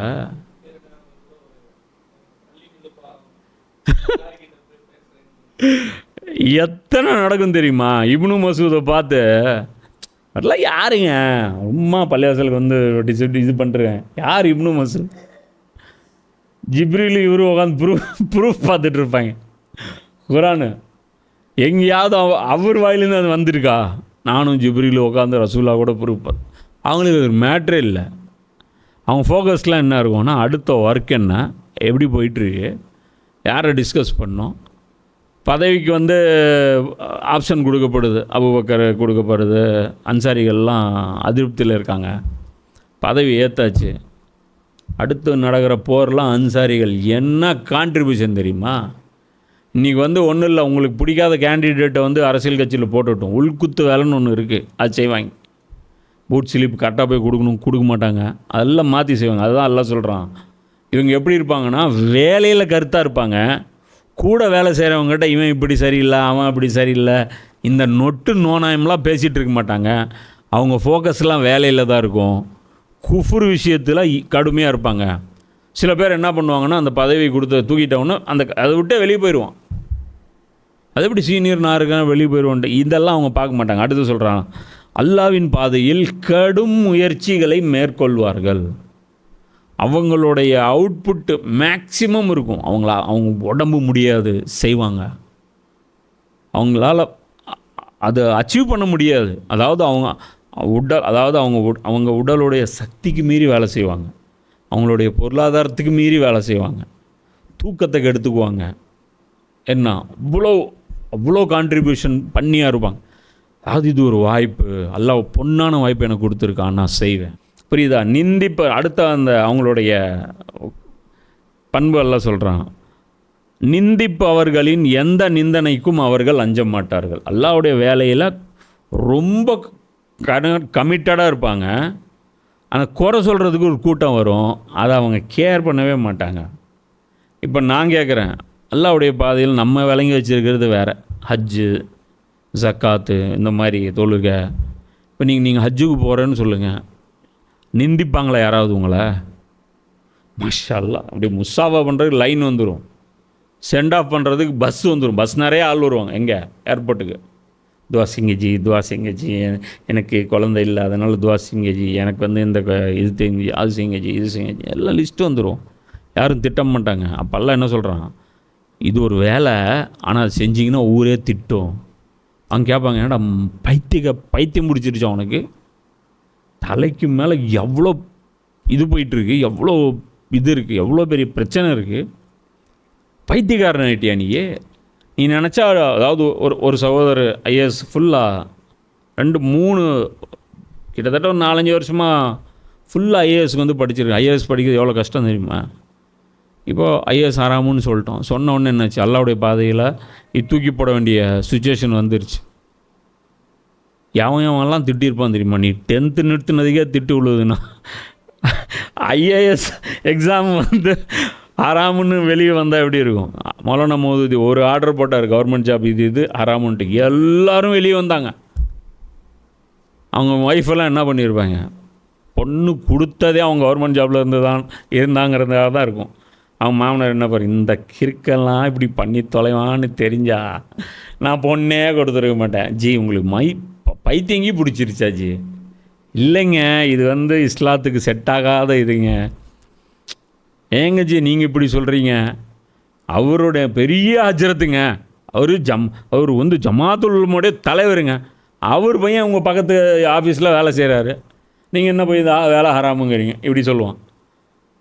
அப்போ அதுதான் சொல்கிறான், அதாவது அவன் செய்கிற வேலை பார்த்தா மற்றவனுக்கு கிறுக்க மாதிரி தெரியும், பொழைக்க தெரியாதவன் கிறுக்கன். என்னடா இல்லைங்க, புரியுதா? ஏன் இப்படி எனர்ஜி வேஸ்ட் பண்ணுற? என்ன வயசு உனக்கு? அது கேட்பாங்க, என்ன வயசு உனக்கு? அதுக்குள்ளே போட்டு இவ்வளோ முசீபத்தை இழுத்து போட்டு உக்காந்துக்கிறேன். இன்றைக்கி பொறுத்த வரைக்கும் அல்லாவுடைய வேலை உலகத்தில் எந்த பகுதியில் நீ செஞ்சாலும் இந்த கமெண்ட் வரும். நாசமாக போகிறதுக்கா? ஏன் அவன் வாங்கி கட்டியது பத்தாதா? நீங்கள் வேறு வாங்கி கட்டிக்கணுமா? இதெல்லாம் கேட்பாங்க. இதுதான் அல்லாஹ் சொல்கிறான். அல்லாஹ் மேலே முஹப்பத்து, புரியுதா? அல்லாஹ் மேலே முஹப்பத்து, சக தோழர்களிடம் ஃப்ளெக்சிபிலிட்டி, புரியுதா? 2 பேருக்கு சாப்பாடு காசு கொடுத்தாங்க, ஒரு தீனுடைய வேலை. அவன் பயங்கரமாக 1 நம்பர் தீனி தின்னு போட்டான். நீ என்ன பண்ணுறது? அவனே சாப்பிட்டாங்கனால திரும்பி வந்தார். எப்படிங்க வேலை சரி? அதெல்லாம் கேரே பண்ணக்கூடாது. சாப்பாடு இல்லையா? ஒன்றும் பிரச்சனை இல்லை. தூக்கம் இல்லையா? ஒன்றும் பிரச்சனை இல்லை. முடிஞ்ச வரைக்கும் செய்வோம். இதுதான் அது கடைசியாக என்ன? அல்லாவுடைய, அதாவது அந்த நிந்திப்பவர்கள் ஒரு பெரிய கூட்டம் வரும். ஏடா 10th +2 இவ்வளோ மார்க் வாங்கிட்டு இன்னும் நீ என்ட்ரன்ஸ் எக்ஸாம் ட்ரை பண்ணாமல் இருக்க, என்ன பண்ண போகிற? இல்லைங்க, நான் என் வாழ்க்கையில் இப்படி பண்ண போகிறேன். ஏன்னா இன்றைக்கி இருக்க ரொட்டீன் லைஃப் இருக்குல்ல, அந்த ரொட்டீன் லைஃப்பில் நீ தீனுக்குன்னு ஒரு டைம் ஒரு விண்டோ உருவாக்க முடியாது. நீயே புலம்புறியா, காலையில் போகிறேன் நைட்டு வரேன் அப்படின்ட்டு. கபாப் ரலியல்லாஹு பற்றி ஒரு சம்பவம் சொல்கிறேன். ரசூலா பயன் நடத்துவாங்க தாருல் அர்கமில். கபாப் ரலியல்லாஹு என்ன பண்ணுவாங்க? அடிமை. அவங்க வேலைக்காரங்க கிடையாது, அடிமைக்கு எந்த சாய்ஸும் கிடையாது, தெரியுமில்ல? சாய்ஸ் கிடையாது, லீவ் கிடையாது, டீ பிரேக் கிடையாது, எந்த ஒரு பிரேக்கும் கிடையாது. அவர் என்ன பண்ணுவார்? ரசூல்லா எங்கே பயன் பண்ணுறாங்களோ அவர் என்ன வேலைன்னா, அந்த கொல்லம் பெற்ற, அதாவது அந்த இது இருக்குல்ல, அந்த நெருப்பில் அந்த சம்டி அடிக்கிறது, இந்த கத்தி, இந்த வால், இதெல்லாம் செய்கிற வேலை, அதை ஹீட் பண்ணி வேலை செய்கிற அந்த வேலை செய்ய அவங்களுக்கு தெரியும். அது ஒரு பெண்மணிங்க அவங்க அடிமையாக இருந்தாங்க. இவங்க போய் என்ன பண்ணுவாங்க? ரசூலோட பயானை போய் கேட்டுடுவாங்க. ஏன்னா அங்கே தீன் கற்றுக் கொடுக்குறாங்க இல்லையா, அந்த பயானை போய் அவங்க கேட்குறதுக்கு போவாங்க. போயிட்டு வரும்போது ஒரு நாளைக்கு ஓனர் வந்துட்டார். இவர் கடையில் இல்லை, ஓனர் வந்துட்டார். அது எங்கே போயிட்டு வந்தார்? இல்லை, இந்த மாதிரி ரசூலா பயானுங்க. என்ன திமிர் இருந்தால் டியூட்டி டைமில் டியூட்டியை விட்டுட்டு போனேன், டியூட்டி டைமில் இனியாக விட்டுட்டு போனேன். அப்படியே கொண்டாந்து அந்த ஒலை கொதிச்சிட்ருக்குது, அப்படியே அதில் அவங்கள படுக்க வைக்கிறாங்க. பிடிச்சி பேக்கில் முதுகில் படுக்க வச்ச உடனே அந்த நெருப்பு, அவர் சொல்கிறாரு, கபாப் என்ன சொல்கிறாரு? கொழுப்பு இருக்கு இல்லையா, அந்த கொழுப்பு உருகி அதன் காரணமாக அந்த நெருப்பு அணைஞ்சி, அதுக்கப்புறம் அந்த நெருப்பு ஆஃப் ஆச்சு. அதுக்கப்புறம் தான் என்னை விட்டாங்க. அந்த தழும்பு அவங்களுக்கு பின்னாடி அப்படியே இருந்துச்சு, புரியுதா? அப்போ இவங்கெல்லாம் என்ன பண்ணாங்க, புரியுதா? அப்போ புரியுதா? அந்த இடத்துல கிளாஸில் போனால், அந்த கிளாஸ் குரான் கிளாஸ் அங்கே நடக்குது, ரசூலா நடத்துகிறாங்க, இவங்க திட்டுறாங்க, என்ன வேணாலும் பண்ணுறாங்க. அவர் என்ன பண்ணுறாரு? எவன் வேணாலும் திட்டு, என்ன வேணாலும் போ, அல்லாவுடைய நிந்தனைக்கு அவங்க எதுவுமே பண்ண மாட்டாங்க, புரியுதா? இப்போ நம்ம தீனுக்கு யாரும் நம்மளை திட்ட மாட்டாங்க. தொழுக நம்ம நினைப்பாங்க, திடீர்னு நீ தொப்பி போட்டு ஜுப்பா போட்டு வா, மாஷா அல்லாஹ், சுவா நல்லா, ரொம்ப டெவலப் ஆகிட்ட நீ, நல்லாவுடைய தீனில் கையில் தஸ்பி வச்சிரு, இன்னும் பாராட்டுவாங்க, புரியுதா? தாடி பெருசு விட்டுரு, பேண்ட்டை தூக்கி மேலே வச்சுக்கோ, முட்டி கொஞ்சம் கீழே அப்படி வச்சுக்கோ, சுண்ணத்து அவர் பயங்கர, அவர் இந்த பாக்கெட்டில் மிஸ்ஸாக குச்சின்னு வச்சுட்டேன்னு வச்சுக்கோ, பயங்கர இதாகிடும். ஸோ இவரெல்லாம் 4ஆம் வானத்துலேருந்து இறங்கியிருக்கார். ஆனால் அல்லாஹ் சொல்கிறதெல்லாம் பாரு, பிரச்சனை வரும், என்னை நேசிச்சா என்ன, ஆனால் உங்களால் நேசிக்க முடியாது, அதனால் நான் வேறு ஆள் நேசிக்கிற ஆளை நான் செலக்ட் பண்ணிக்குவேங்கிறான். அல்லாஹ் நேசிக்கிறது கஷ்டங்கிறான், புரியுதா? அல்லாஹ்வுடைய பாதையில் இந்த மாதிரி, அதாவது இந்த சக ஜமாத் காட்களை டைஜஸ்ட் பண்ணுறதும் கஷ்டங்கிறான். அலி ரலியல்லாஹு அவங்களுக்கும் இன்னொரு சஹாபி காலித் பின் வலீதுன்னு நினைக்கிறேன், அவங்களுக்கெல்லாம் செட் ஆகாது. நிறைய சஹாபாக்கள் அப்படி இருக்காங்க, அவங்களுக்குள்ள குரூப்பிங் இருக்கு. இவங்க அவங்களுக்கு செட் ஆக மாட்டாங்க, அவங்க இவங்களுக்கு செட் ஆக மாட்டாங்க. ஆனால் ரசூல்லா ஒரு வேலைன்னு போட்டு, இவர் லீடர் அப்படின்னு போட்டு கீழே போயிட்டு வா அப்படின்னா உயிரை கொடுத்து சண்டை போடுவாங்க. இவங்க அதே நம்மளாக இருந்தால் என்ன நினைப்போம்? இந்த போன இந்த வேலை ஊற்றினா என்ன ஆகும்? அடுத்த வாட்டி வர அமீராக போட மாட்டாங்க, அடுத்த வாட்டி நாம் அமீராக போகிறதுக்கு வாய்ப்புகள் இருக்குது. அதனால் என்ன பண்ணுவோம்? ஓரமாக இருப்போம். என்ன பண்ணுறது, நீ சரியாக நிறுத்தலை, ஃபீல்டிங் அதான் பிடிக்காத கேப்டன் தூக்கி போட்டால் ஃபீல்டிங் போய் அவுட்டரில் போனால் என்ன பண்ணும்? அவன் வெயில் வெளிச்சங்க பால் கண்ணுக்கு தெரியல போயிடுச்சு. நாமக்கே அவஸ்தை வேலை செய்வோம். அதெல்லாம் இருக்க மாட்டாங்க. அல்லாஹ் இது சொல்கிறான், கடைசி அல்லாஹ் சொல்கிறான், இது அல்லாஹ்வின் அருளாகும். இப்படிப்பட்ட ஒரு தன்மை ஒரு ஆளுக்கு உருவாயிருச்சு அப்படின்னா இது அல்லாஹ்வுடைய ரஹமத்து. தான் நாடுகிறவர்களை நாடுகிறவர்களுக்கு இதனை அவன் அருளுகின்றான். மேலும் அல்லாஹ் பரந்த வளங்களின் உரிமையாளனாகவும் அனைத்தையும் அறிந்தவனாக இருக்கின்றான். அப்போ இந்த இன்னும் 2 வசனங்கள் அதில் இருக்குது. இன்ஷால்லாஹ் அந்த வசனங்கள் நம்ம நாளை பார்ப்போம். அப்போ புரிஞ்சிங்க, அல்லாஹ்வுடைய நேசம் அப்படின்னா அல்லாஹ்வுடைய நேசம் சாதாரண விஷயம் இல்லை. இப்போ உதாரணத்துக்கு நான் சொல்கிறேன், நான் ஒருத்தர் இருக்கார், அந்த நாகாமூட்டோ அப்படின்னு ஒருத்தர் இருக்கார். எல்லோரும் அவங்க நாளைலேருந்து நேசிக்க அப்படின்னு. யாரா அவன் நாகாமூட்டோ?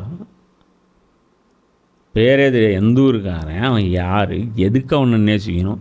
அப்போ அல்லாஹ்வுடைய நேசம் எப்படி வரும் அப்படின்னா, எப்போ வரும் அப்படின்னா, குர்ஆனை படித்தா அல்லாஹ்வுடைய நேசம் வரும். ஏன் அப்படின்னா, அல்லாஹ்வை பற்றி உனக்கு எவ்வளோ இன்ஃபர்மேஷன் கிடைக்குதோ அவ்வளோ தூரம் அல்லாஹ்வை வந்து நீ நேசிக்க ஆரம்பி. டீட்டெயிலே தெரியாத ஒருத்தனை பற்றி எப்படி நான் நேசிக்க முடியும்? இவங்க இந்த உலமாக்கள் காட்டுறது அல்லாஹ் வந்து யாரும் நேசித்தாதான் பிரச்சனை. இப்போது உலமாக்கள் காட்டுற அல்லாஹ் யார்? காலையில் 5 நேரம் தொழுதுன்னா சாடிச்சிருவான், நோன்பு வைக்கலைன்னா பனிஷ்மெண்ட் நரகத்தில் போட்டுருவான், இது செஞ்சேன்னா நரகத்தில் போட்டுருவான், அது செஞ்சேன்னா. நமக்கு தெரிஞ்சதெல்லாம் என்னென்னா, அல்லாங்கிறவன் ஒரு கடுகடுப்பாக இருக்கக்கூடியவன். அவனுக்கு வந்து வேறு எந்த டார்கெட்டும், அவனுக்கு வேறு எந்த இதுவும் கிடையாது, எந்த அக்கறையும் கிடையாது மனிதர்கள் மேலே. அவனுக்கு தேவை அவனுடைய இபாதத்துகள் சரியாக செய்யப்படணும். இப்படி தானே காட்டுறாங்க, வேறு எதுவும் காட்டுறதில்ல. அவனுக்கு தேவை இபாதத்துகள் சரியாக செய்யப்படணும். அதில் அவன் காம்ப்ரமைஸே பண்ண மாட்டான். மற்றபடி நீங்கள் எப்படி வேணாலும் வாழ்ந்துங்க, அதை பற்றி அவனுக்கு பிரச்சனை இல்லை அப்படிங்கிற ஒரு அல்லாஹ் காட்டுறோம். ஸோ அல்லாஹ்வுடைய முஹப்பத்து உண்டாக்கக்கூடிய செயல்களை குர்ஆன் மூலமாக, அதுவும் இந்த ரமலான் மாதிரியான மாதங்களில் நன்மை செய்வது நமக்கு எளிதாக இருக்குது. ஸோ இதெல்லாம் வந்து நம்ம சுருக்கமாக ஒரு கிளாஸ் நடத்துகிறோம். குர்ஆனை ஃபுல்லாக ரீட் பண்ணுங்க, புரியுதா? யாருனால முடியுதோ ஒரு நாளைக்கு ஃபுல்லாக அது ஒரு ஜூஸு 2 ஜூஸு மொத்த குர்ஆன் கவர் பண்ணுங்கள். இன்ஷா அல்லாஹ் அல்லாஹ்வை பற்றி அதிகம் தெரிஞ்சுக்குங்க. அல்லாஹ்வுடைய நபிமார்களுடைய பணியை பற்றியும் தெரிஞ்சுக்குங்க. அது வந்து அல்லாஹ் நமக்கு செய்யக்கூடிய பாக்கியத்தை அல்லாஹ் உனக்கும் எங்களுக்கும் தந்துடுவானாக. வாஹிர் தவானா அனில் அல்ஹம்துலில்லாஹி ரப்பில் ஆலமீன்.